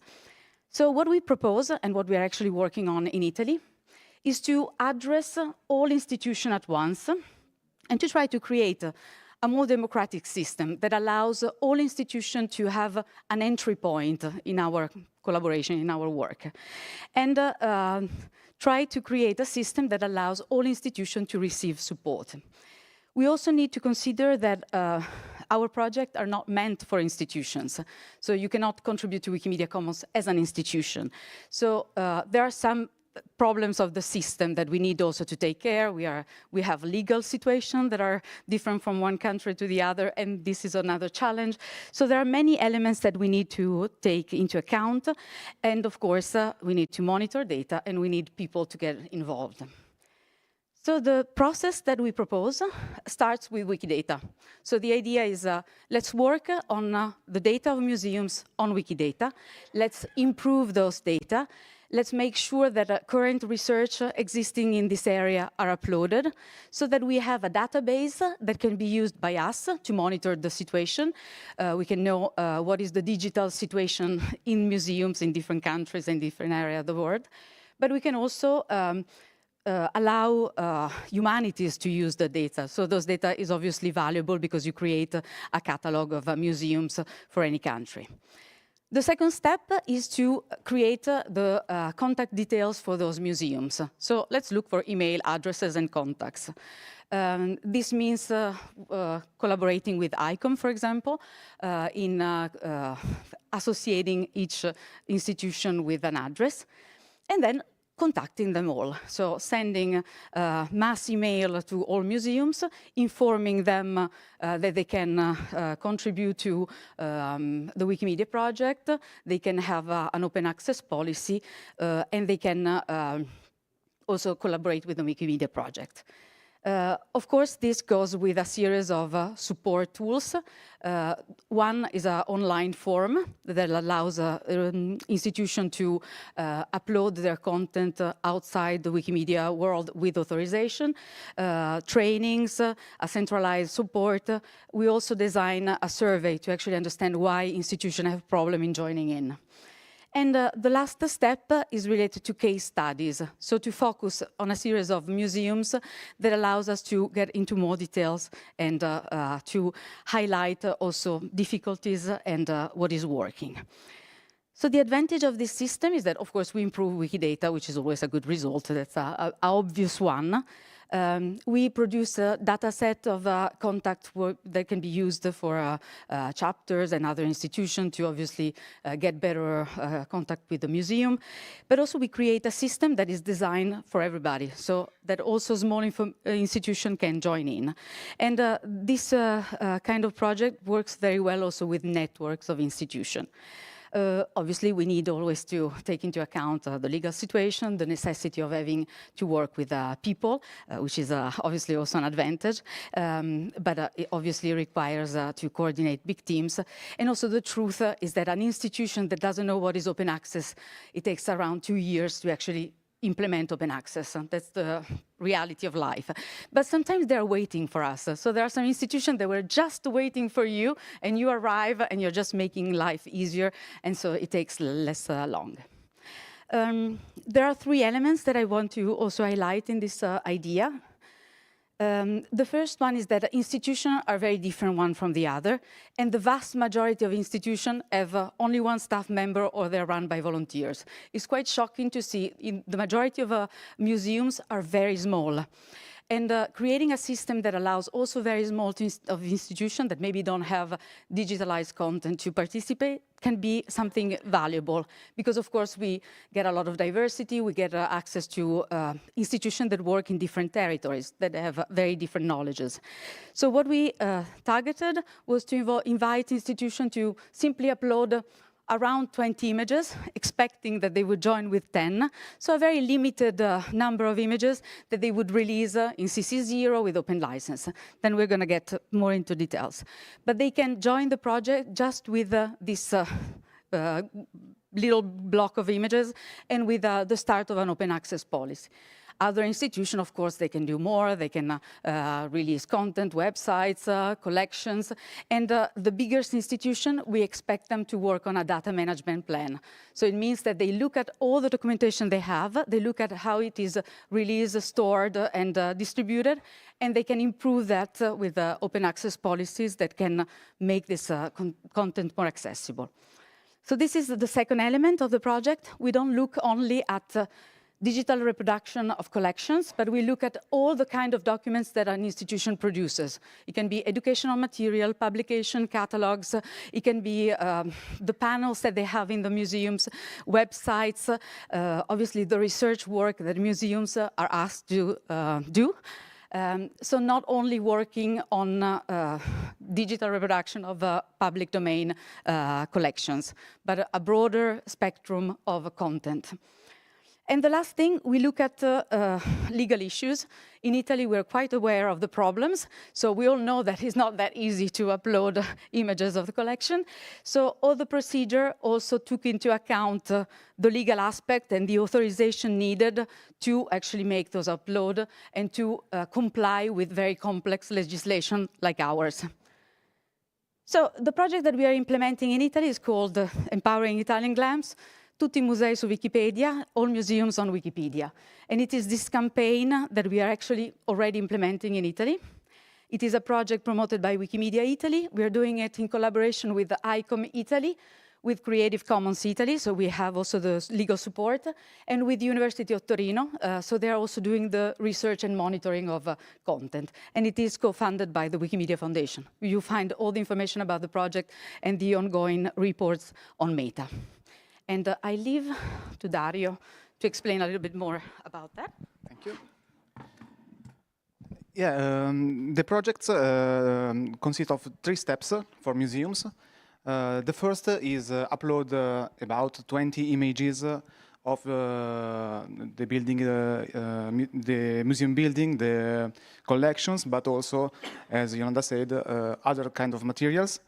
Not directly on Wikimedia Commons, but in a repository where we can control what they share with us. So then we can upload them on Commons. All those materials must be CC0. Second step is state the support to open access. Through an open access policy and other kind of authorization for sharing materials.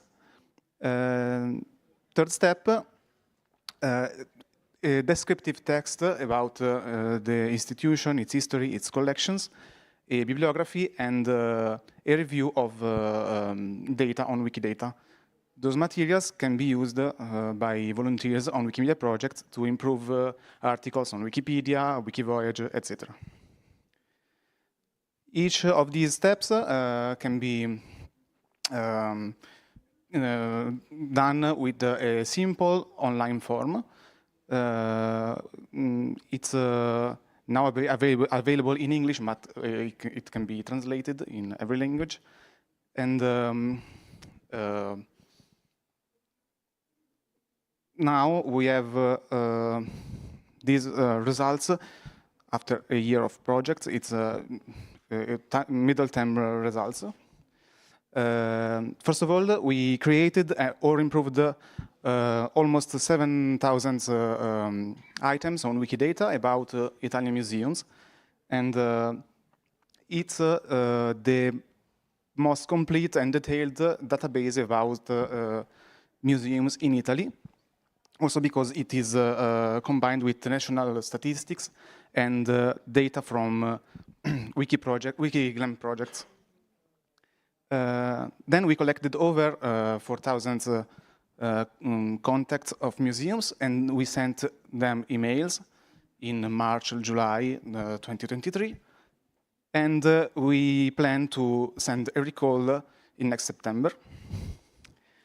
Well, before the project, almost 1,000 museums join Wikilost Monuments in Italy. So they have a passive contribution on the project by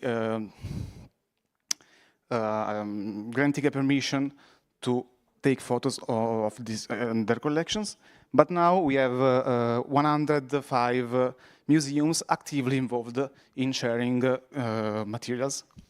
And this is a great number because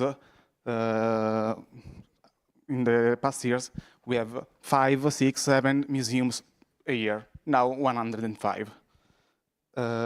Finally, we have 5 case studies, more involved with with a larger number of materials and in a data management plan. For example, Museo Egizio in Turin shared with us on Commons 6,000 of images of their collection, and other thousands of images will be shared soon. Yolanda? Something that we've been working on is also facilitating the monitoring of those information online. So we have a tool, you find it on data.wikilostmonuments.it, that allows also to select GLAMs, and also you can have all the statistics on how images are collected on Wikimedia Commons and the data on Wikidata associated to GLAMs. So this is what happened in Italy in the last year. And we think that it could be an approach that could be applied to other territories. The case of, those are the numbers that UNESCO says. We found, obviously, more museums because the numbers of UNESCO are quite approximative.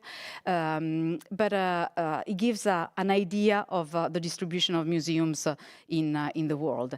And imagining to do a similar project, maybe for Africa, for India, for other area of the world, could maybe be an interesting way of testing the system and also contacting many institutions. The project seems very efficient as a communication campaign.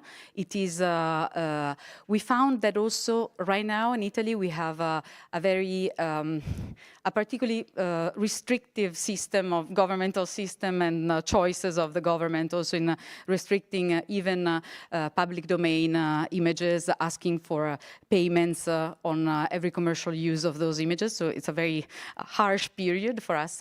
But the positive element that we highlight is that open access become really something that institutions are very eager about. So providing a solution could be something that maybe can be promoted. Thank you.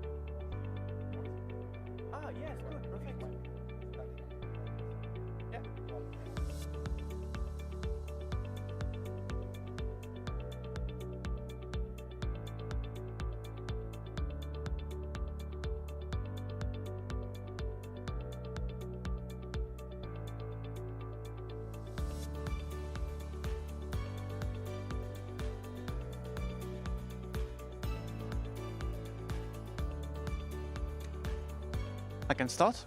Yeah? Go? Okay. Hello, everyone. Good morning.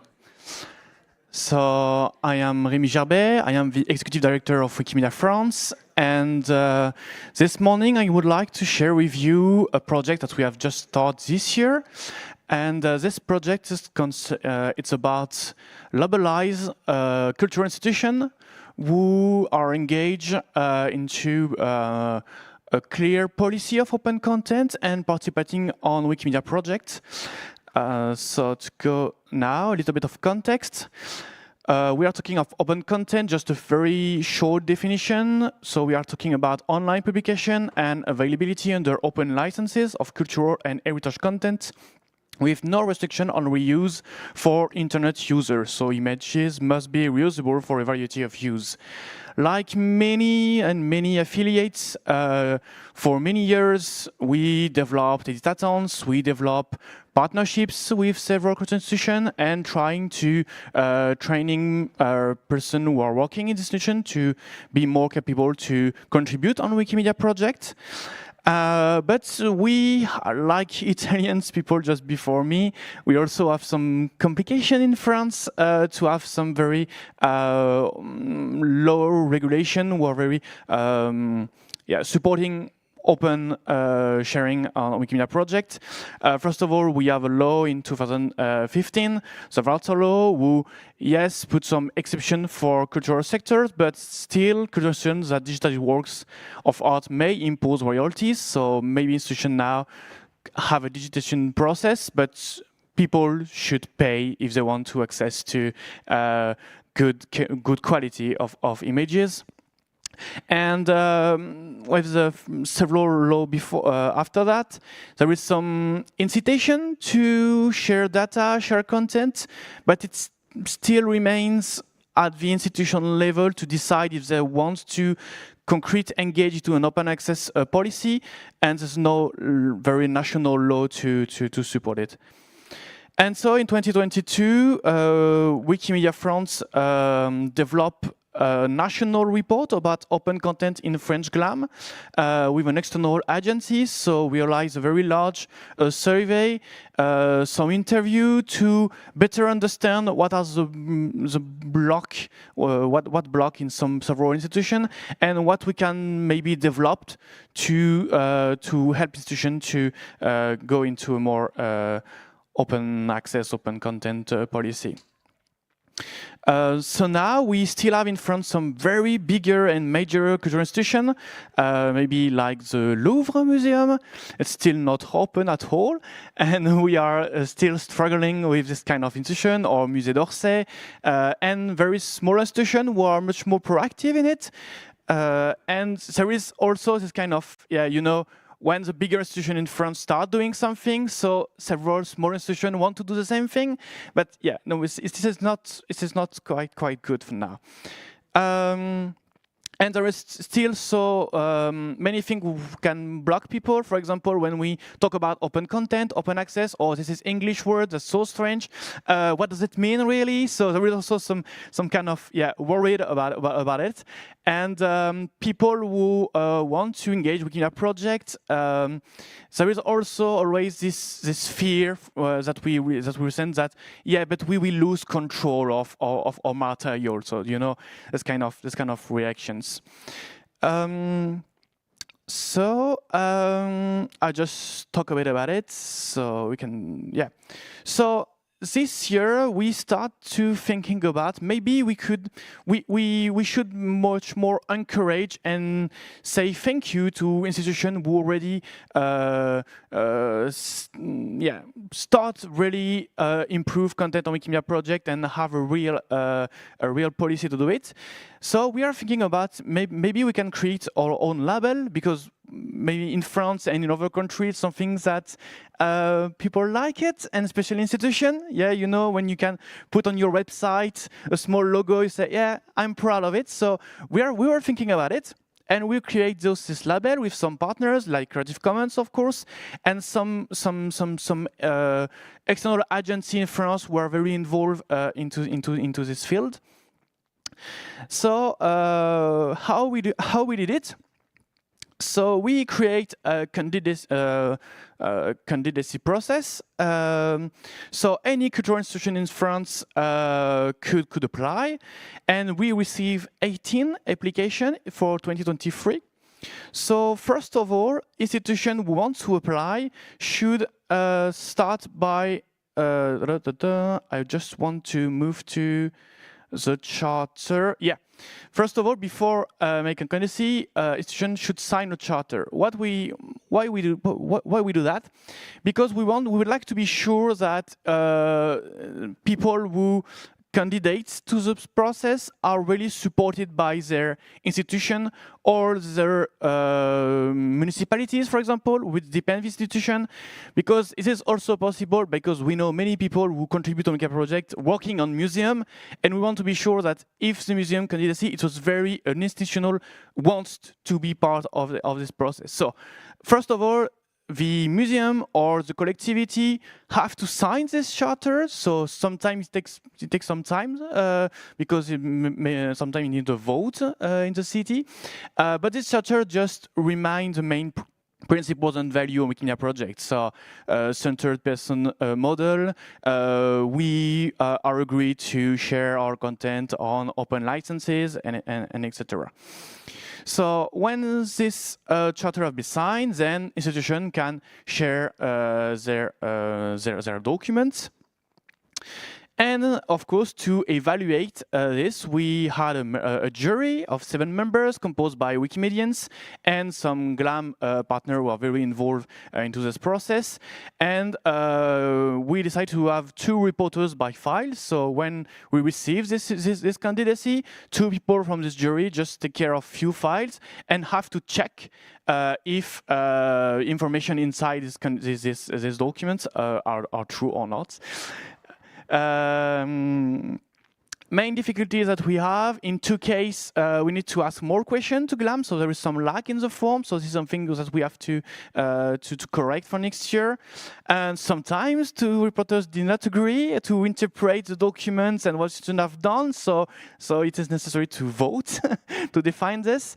And sometimes, yeah, this deadline postponed because, you know, difficulties to gather GLAM application, charter signatures, and sometimes you have to go back to the regional authority and not the local authority. So yeah, so we have some delay because of it. But after all, so we decided to develop 3 levels of certifying. So the bronze, the silver, and the gold level. And I will very be quick on it, but to understand that, to apply for the bronze level, you have to fill out 2 main indicators. So these indicators are mandatory. And of course, the first one is to adopt open licenses and to have a clear communication about your policy. And then you have some optional indicators that you have to, and you have to choose one of them to just have the bronze level. So you have to, maybe you can upload content of Wikimedia Commons on Wikidata. You can organize some edits on the project by people who are working on inside the institution. You can decide to organize an editathons or big Wikimedia events. So yeah, you have to choose one, just one, and you have the 2 mandatory indicators. Of course, when you move to the silver level, it's much more complicated. So there is much more look after the quality of the images that you are open. So we want very high definition images in the silver level, and of course, we really would like to see inside the job description of people inside the institution that this is something already planned to contribute on Wikimedia project. So you have to be on job description of some person inside this institution. And you also have some optional indicators too, and you also have to choose one. And when it's gold, of course, it's all mandatory. You have to fill all the indicators. So this first edition, we certified 16 institutions in France, and we gathered all institutions at the National Institute of history of art in Paris in April when we organize our digital and culture days. So it's very a journey dedicated to professional.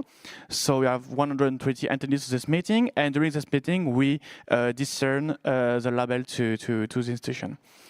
On the 16th, we have 9 glams in bronze. So you just have the small list here.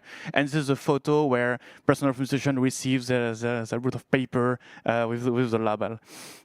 5 grams in silver, and you can have also some testimony here.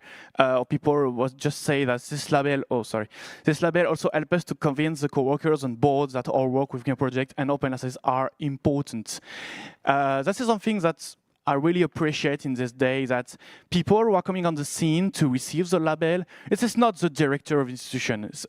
Many times it's our allies institution for many years who try again to organize things inside the institution, and this is the day where they are on light and we say thanks to you, your institution receive a label. And on the public, you also have people coming from the French Ministry of Culture. So it was very, very important for this person that their all work for many years are finally be recognized and publicly recognized. So that was very, very cool. So 5 grams in silvers, and we have 2 grams in gold directly. So for people who know well the French situation, is not a surprise to see this institution, because in this institution we have very important Wikimedians working inside this institution. So that's why we receive gold directly.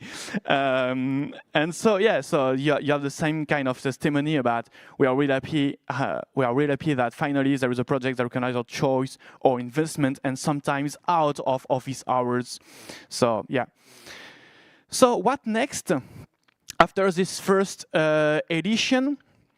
So you can see how institutions with the labelized just put the label on their website, for example. That's just a few examples how they be proud to be recognized. So this is for the Museum of France. So you just see on the website that they just added a section about the label. You see here Museum Raymond of Toulouse.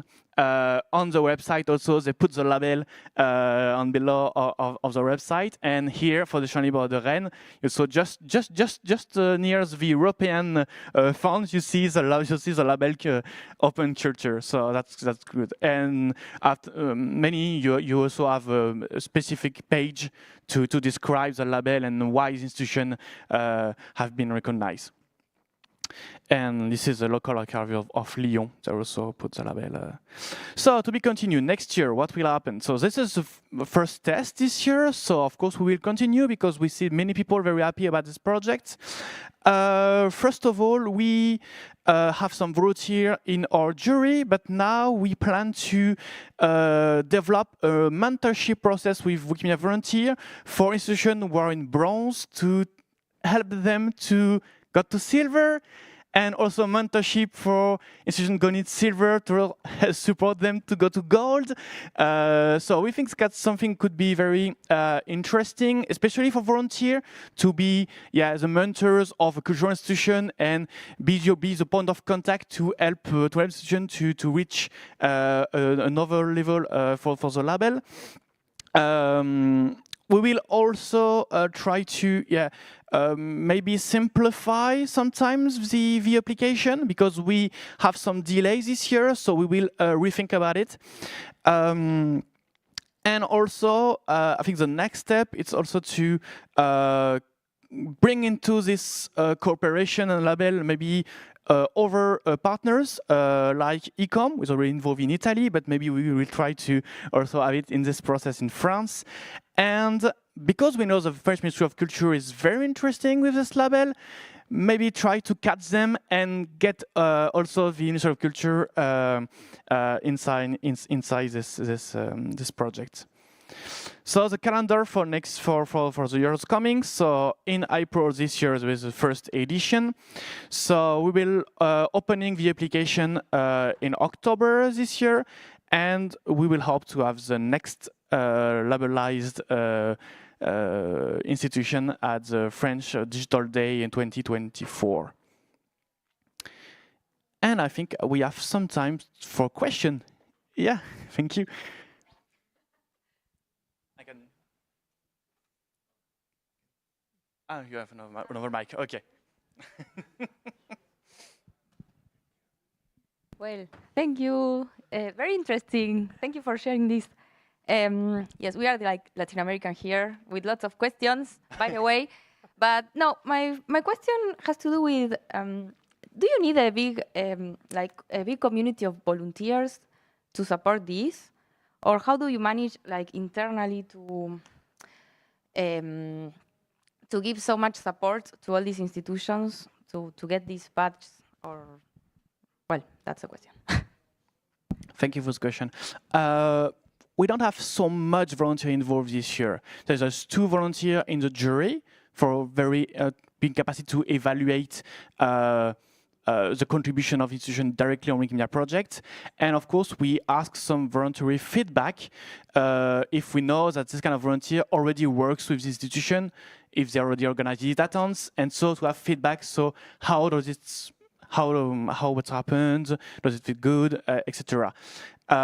This is one of our major objectives for next year, is to maybe develop this mentorship process to have more and more volunteer engaged. And we really would like that this was one of the volunteer who can present the candidacy of the institution to the jury. You know, there is a sort of binomial of people coming from the culture of the culture institution and a Wikimedian volunteer, and that both together can present the candidacy of the institution. That's for next year. We'll try. Yeah. Thank you, Rémi. Super interesting. Does the label recognition comes with anything else, like resources, maybe a scholarship to the WikiGlam conference, or something that you might think for the future as a way to motivate more people to participate? No, they just have the label, the communication support, and they have this piece of paper and this moment on the scene. But they don't have any... Yeah, thank you for the idea. We will think about it for next year. Thank you.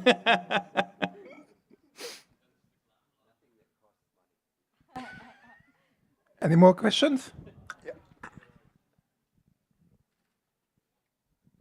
Hi, I'm just wondering how the project might double up with Creative Commons. And obviously there's shared interests, so if you get a label or a certification, is that something that Creative Commons is working with as well? I'm not sure to hear perfectly your question, sorry. I was just wondering how the project, if you're getting certification through Wikipedia, if it also is the certification through Creative Commons. Obviously they get institutions to sign policies and documents to try and get certification. I'm just wondering if there's any crossover between the two that you could maybe use together, rather than just in France, but more globally. Between Creative Commons and Wikimedia France? Yes. On this project? Yes.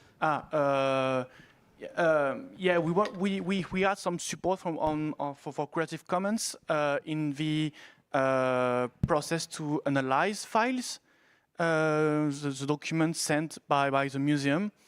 And this is at this time where Creative Commons support us. I don't know if I clearly answered to your question. I'm sorry. Thank you. Thank you very much.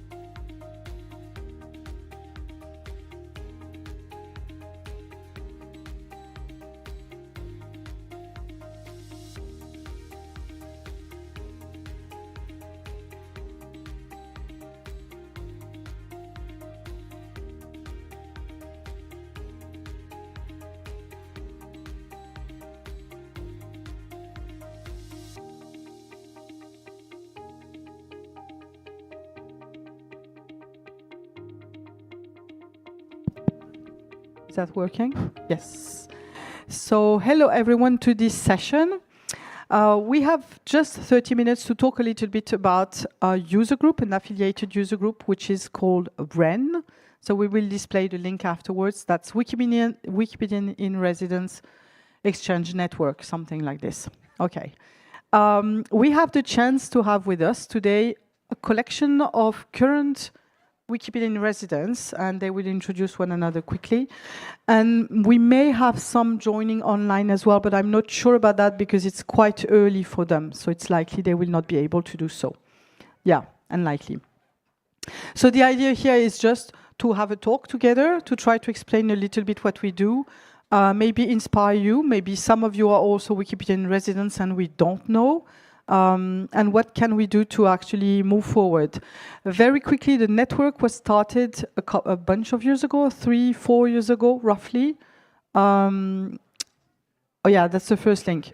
Important element, since we have only 30 minutes, instead of doing a big presentation of each of us, we actually have the chance. James did diff article, which was published on the diff website on August 8, if you're looking, which gives a summary of what each of us is doing. So if you're interested afterwards and want to have a look, you can go do that.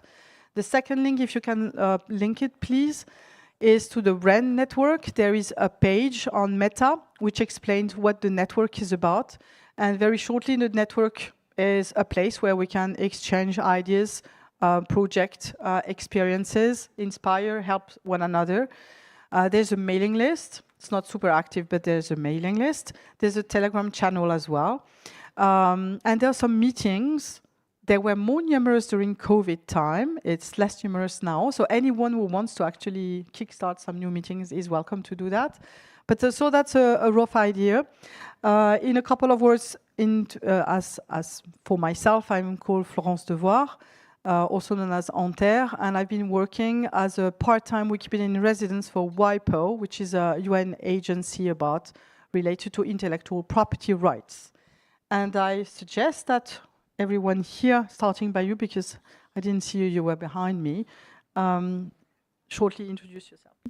Hello everyone, I'm Hugo Lopez, username Hug when I'm a volunteer. And I'm a Wikimedian in residence in the University of Toulouse in southern France. And I'm part of an initiative in France by French government of 3 Wikimedian in residence in 3 different universities. And we are, our mission is to bridge academics and Wikipedia, so there is a pipeline of knowledge which is a bit smoother than nowadays. Kia ora koutou. My name is Mike Dickerson. I'm from New Zealand. I was the New Zealand Wikipedian at large in 2018 to 2019. Since then, I've been Wikipedian in residence at a variety of places, University of Otago, New Zealand Opera, currently doing some work with the Left Bank Art Gallery and Te Papa. How do you do? My name is Lane Raspberry. I'm user Blue Raspberry. I've been a Wikimedian in residence as my full-time job since 2012, so going on 11 years with this. I'm at the University of Virginia at the School of Data Science. I share information from the university in fields especially medicine, climate change, and LGBT topics. Hi, I'm James, username JimmyJRG.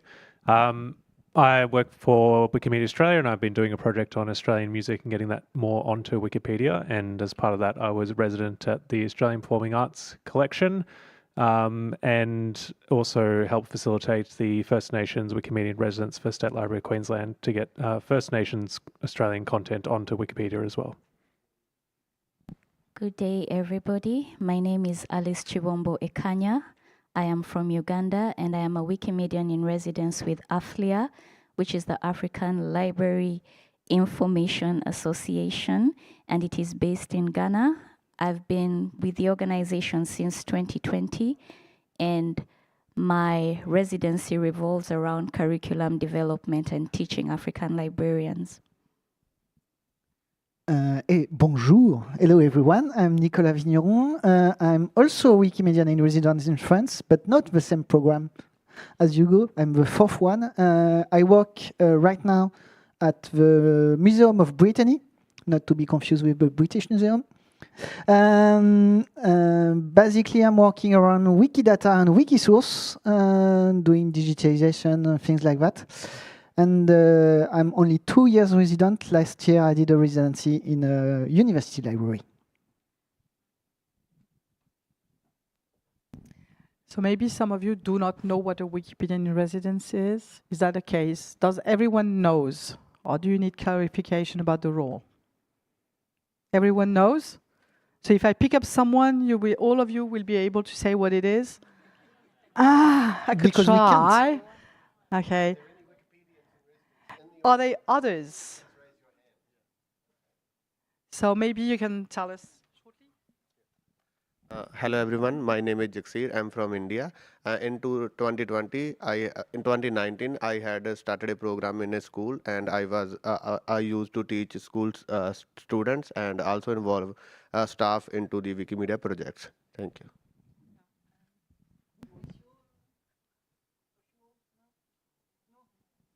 No, you're not. Yeah, but no. Yeah, sometimes we don't completely know whether we are. So, Yeah, but there was also this. Are you moving around? Should I say a few words? Yes. Okay. I'm Jean-Michel. I'm from Montreal, Canada, and I would say I'm a Wikimedian in residence, but usually Wikimedians in residence, the way I understand it is there's a sort of a contract that is time frame from like usually 6 months, a year, I don't know. But me, it's more like integrated within my functions as a librarian and instructional designer.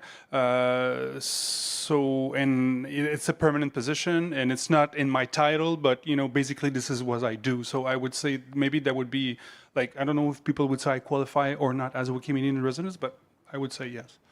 Anyways. Thanks. Hi, I'm Jacken from here. I'm Jacken from Italy. I've worked as a Wikipedian in residence in a few institutions in Italy, but I have a question. So. Of course, a Wikipedian in residence can do different things depending on the museum. So, in particular, I would like to know if all of you are able to, for example, involve the external community in the museum, or are you just working in digitization or something? They are both will be Wikipedian in residence, but it is different, of course. Yeah, that's about the different roles. And do you want to say something, Andrew? Hi, I'm Andrew Lee. I'm active with Ren. You're fine. I don't have the Wikipedian in residence label per se, but I'm the Wikimedian at large with the Smithsonian Institution in the United States.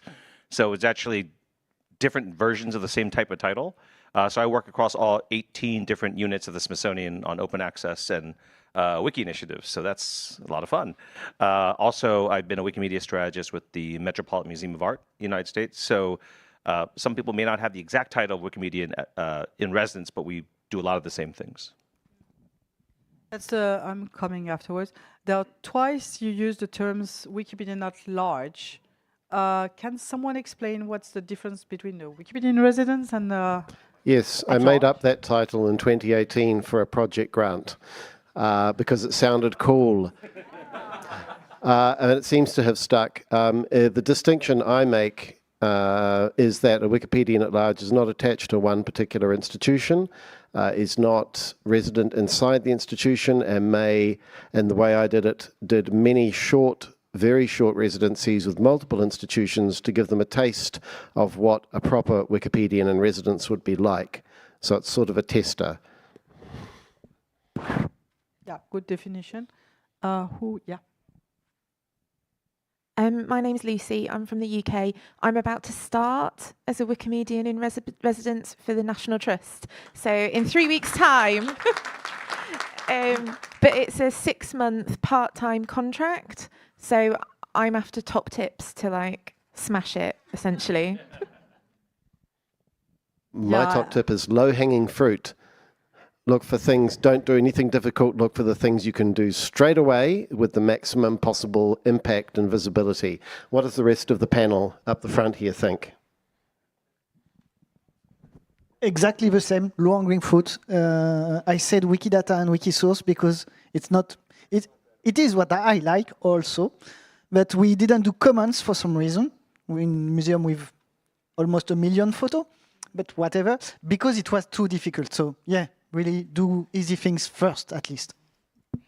All right, and when it comes to the part of human and person relations, please look for an ally or identify somebody that's friendly to the purpose, because very many residencies actually depend on the vision of individuals within the organization. I'd just like to go back to the question from our friend from Italy. He was wondering about doing public events or like how you interact with the public or not. I guess with the ones that I've done initially, we were in COVID lockdown in Melbourne, Australia, so we couldn't do a public event. So I did some training for staff at the Australian Performing Arts Collection, but then for the second, our First Nations residency at the State Library of Queensland, we did do a public event. It was targeted at other First Nations people and groups. Unfortunately, it had pretty low attendance, but the people who came, those few, were very excited, and I guess the idea is that will continue. So I guess there's two ways to do it. You can kind of do your own thing, sit in the archive, digging through papers for several weeks, but it is really good to have like a public thing as well to kind of tell people about it, because there will be 1 or 2 people who are very excited and they will want to continue. And so if you can keep that going, that's fantastic. Okay, my name is Rainer from Germany. I'm a Kulturbotschafter, which is kind of, on the way, a Wikipedian at large, because we don't work with one single institution.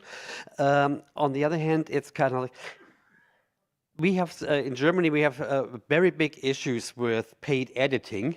And, you know, like if I hear something like, it's a full-time job for me, it's kind of like, okay, is he getting paid? Where are the conflicts of interests?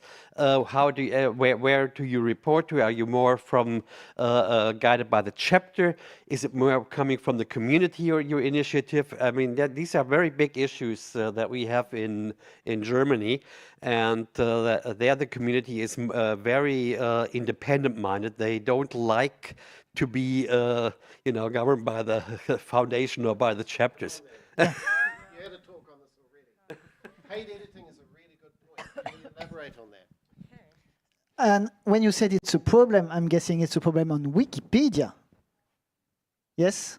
Not on Commons or... Come to Wikisource, there's no problem for that. Now he's selling his project. Paid It is. Paid editing is a problem that's always been thrown at Wikipedians and residents. Apparently, we are compromised morally because some of us actually do this for a job. In fact, as one of my main jobs is defending institutions and trying to stop them from making conflict of interest edits and explaining exactly what they can and cannot do. So there's many of us perhaps have been working in the GLAM sector or as volunteers for most of our lives, and if we wanted to be paid PR editors, we would have done that a long time ago and be earning a lot more money. So we are, in fact, one of the last bulwarks against that kind of problematic paid editing that you've encountered. I might react and at the same time feedback about the person who asked about the different type of task, and each time I discuss with you guys, these were different. In my case, I do a little bit of explaining staff members over there. They do not all of them want to get involved, but they are very happy to understand how things work. And they are actually very amazed by discovering how much we go in depth and in details. I'm very lucky with WIPO because they publish everything in the CC BY, so at least I don't have to explain them licenses. But they had no idea how much we were working with references, with sources, and they now love us, I think. Others do lots of training. I think this is your case for training. For me, I do also some working on articles using their content because they have lots of content. But in terms of paid editing risk, there are two things I would outline. Well, first, you have to declare on your user page, of course, that you're doing that job. That's the number one, which I think everyone is in agreement with. The second thing is that when you sign the convention, the contract, be sure to actually black on white mention the limitation of what is going to happen and what you are not going to do and what you will be doing, so that they understand very clearly that you're not here to simply write what they want you to write about. So it needs to be clear upfront, very much clear upfront. That would be the number one thing. Florence, can I just back up? I have a text of a memorandum of understanding that I get to sign with all institutions that is not a formal employment contract, because you don't want to be an employee of the institution sometimes, but which sets out exactly what you're saying, that they do not have editorial sign-off of any edits that you might make.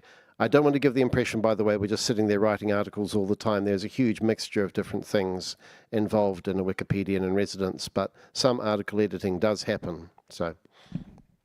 One point I met with my residency, it's in my university you have a communication department, and so you also have other staff, and they also have resource online. So when I interact with the staff, I tell you, your university have a lot of resource. Let's change the license, because most of the time the culture is already here in public institution. They want to share their content, but they don't put the license on the website. So that just, they tell me I can reuse it, but that there is not Creative Commons, so I cannot. And a conflict appears because you have the staff who think, okay, I can put my content on Wikipedia, but they are used to the vertical way of doing, where they have to contact the communication department and ask to be allowed to publish the content on Wikipedia. So there is a gatekeeper, and we have to change a bit this culture from a community department which used to control the information to laissez-faire. I don't know English.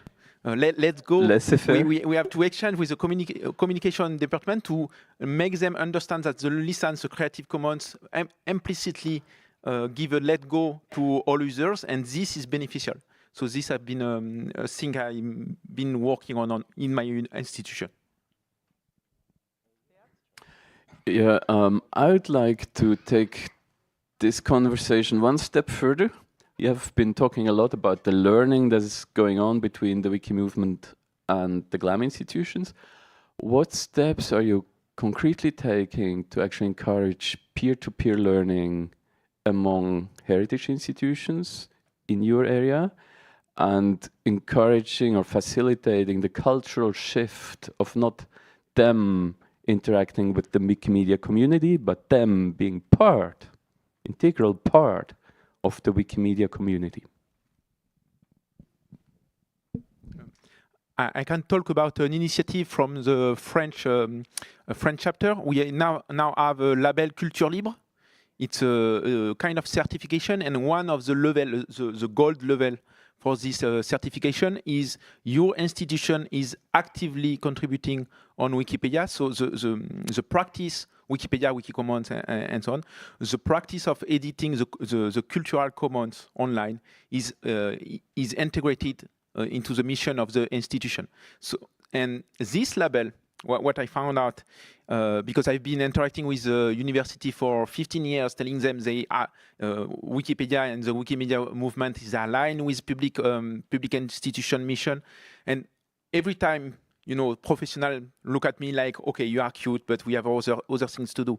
But now with the label Culture Libre, this certification, you have the presidency of the university, so my institution, which who agrees with this aim, this goal, and now this mission is top down. So it comes from the presidency, it goes to the manager, it goes to the staff. And when I interact with the staff, the door is already open. People are okay to contribute and to integrate Wikipedia in their practice because that comes from the top. So this initiative to integrate the practice within the institution, the fact you have a certification and a ceremonial and all the process with local chapter is really, really helping. I'd like to hear from Lane about this, because you have been a Wikipedian resident for a long time. So what is your take on that point? I've got a different perspective on this than what most people do. I never train people to do Wikipedia. I don't like talking about Wikipedia. I don't think organizations want to hear about Wikipedia from us. So I go a different direction. Instead of talking about Wikipedia, I talk to them about openness, open licensing, open source software, open everything, because they have open conversations with other people, and it's easier to persuade people to use open licenses than to commit to Wikipedia in particular. And then the other thing that I talk to them about, why they should care about Wikipedia, is I work with the communications department. So just about every museum, every university, every institution, they're already spending huge amounts of money on social media. And I know that Wikipedia is not social media, but the reason why they post to Twitter or whatever that platform is, Facebook, Instagram, YouTube, these other websites, they're interested in page views, audience views. And what I do is I get them to do open license content. And like students that I hire, put it into Wikipedia. I don't talk to them at all about Wikipedia, but I give them the page view metrics. And that goes right into the communications department. So they don't care how I'm getting the audience, but I outrank all the other social media stuff combined because Wikipedia gets the most page views. I think this is brilliant. Yeah, Alice? All right, it will depend on the responsibilities of the residents. Now, when it comes to integrating or the impact that you have on the community, I'll give you a very specific example. My students are drawn across all 54 countries in Africa. And in the curriculum, we make sure that there's a particular section that deals with the Wikimedia community. And we invite individuals from the Wikimedia community as well as individuals from the user groups to talk about the work that they do. And then at the end of the course, we do introductory emails so that the students can then approach their local communities for community support. We have carried out a survey. I think the results will be out in 2 months to see the impact. But we have also noticed that because of the course and having a formal introduction to the communities, this has really increased the uptake of very many Wikimedia projects because they are the ones that are driving it. Then the other thing is about the paid editing. Most of us get paid for our time. So it is assumed that we are paid, but we don't edit articles directly about the organizations. What we do is guide them, also make a disclaimer, and you cannot stress enough the dangers of paid editing, because if you don't do that, it gets abused. So we are all paid, but we're not paid editors. So please stress that. Stress what it is that you can and can't do. And then very many organizations are under the impression that once they get a Wikimedian in residence, their job is to write articles about them and about their interests. Please read that contract. Don't just read it very well. Have your husband, your wife, your partner, your lawyer, whatever, have them read that contract. From the time you get the draft to the last time, even if it's 2 weeks, read the print very well and negotiate that part very well. Yeah, I agree.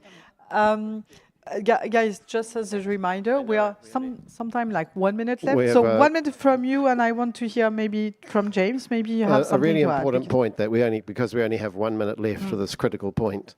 Lane's absolutely right. Metrics are super important. We have to be able to show to an institution that committing to openness means that their content will now be viewed through Wikimedia projects, and often in a huge, much more significant way than their own website or their own publishing. However, there's a problem, and that the free tools that we use to measure impact are broken. They are broken because it's no one's job to maintain them. Our livelihoods and jobs depend on this. Institutions are cancelling Wikimedian and residence contracts because there's now no way to demonstrate impact. This is a critically important problem for the community to discuss. We need some solutions. We need commitment. We need commitment from the foundation. Otherwise, the job of a Wikimedian in residence will disappear. Yep, very good. Yeah. James, 1 minute. What do you want me to say? Unless you don't have anything to add, because this was perfect. Yeah, but it's all good. Let's it's end all there. good. Okay. So, and before I give you, because I never know when you will give it back to me, 2 things. But you know, these guys, they are really watching me. 2 things. So, number 1 thing, this afternoon, there is again something about Wikipedia in Residence related to United Nations. So if any of you are thinking of working with IGO, Intergovernmental Organization, please join.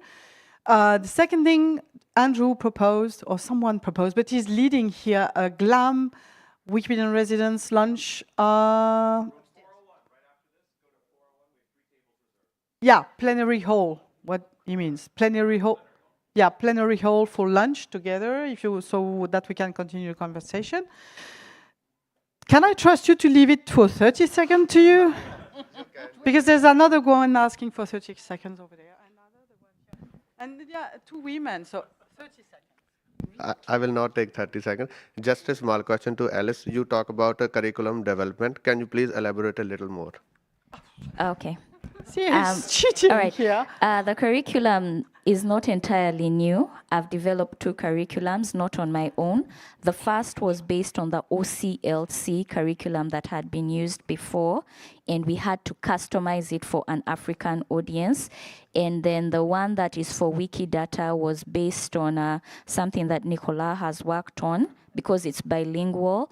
And then please don't crucify me for this. We picked bits of everything from everywhere that would make sense to an African audience. Hey, just to reply to what you said about tools to measure.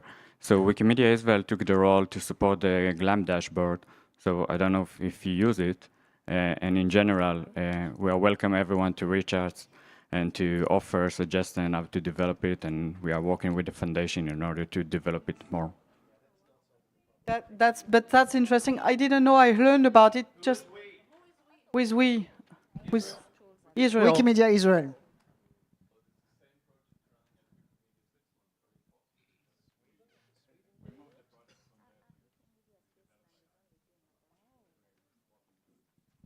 Last question. Hello, good afternoon. My name is Khadija. I am working with National Museum of Kenya.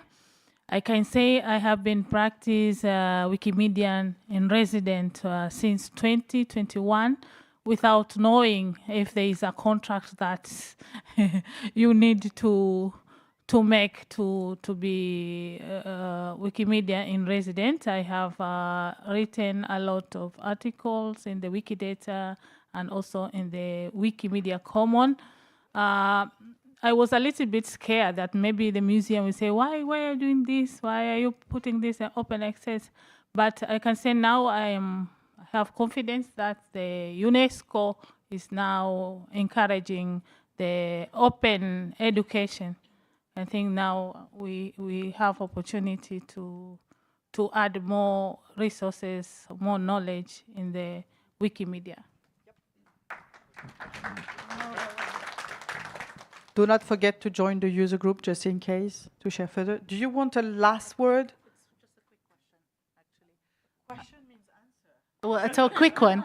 I just wanted to ask, you stressed reading the contract. Is there a template for this contract, or does every institution create its own contract? There is no template, but the organization will offer you something. You read through it. Again, like I said, have everybody read through it, but there is no template. All right. Yeah, you might ask, the problem is some are museums, some are university. For me, it's IGO. Those are very different organizations. So it's as long as it is legal at the end of the day, legal and binding. Okay. So, well, thank you very much. And follow the guy over there. Thank you very much for joining us. Bye-bye.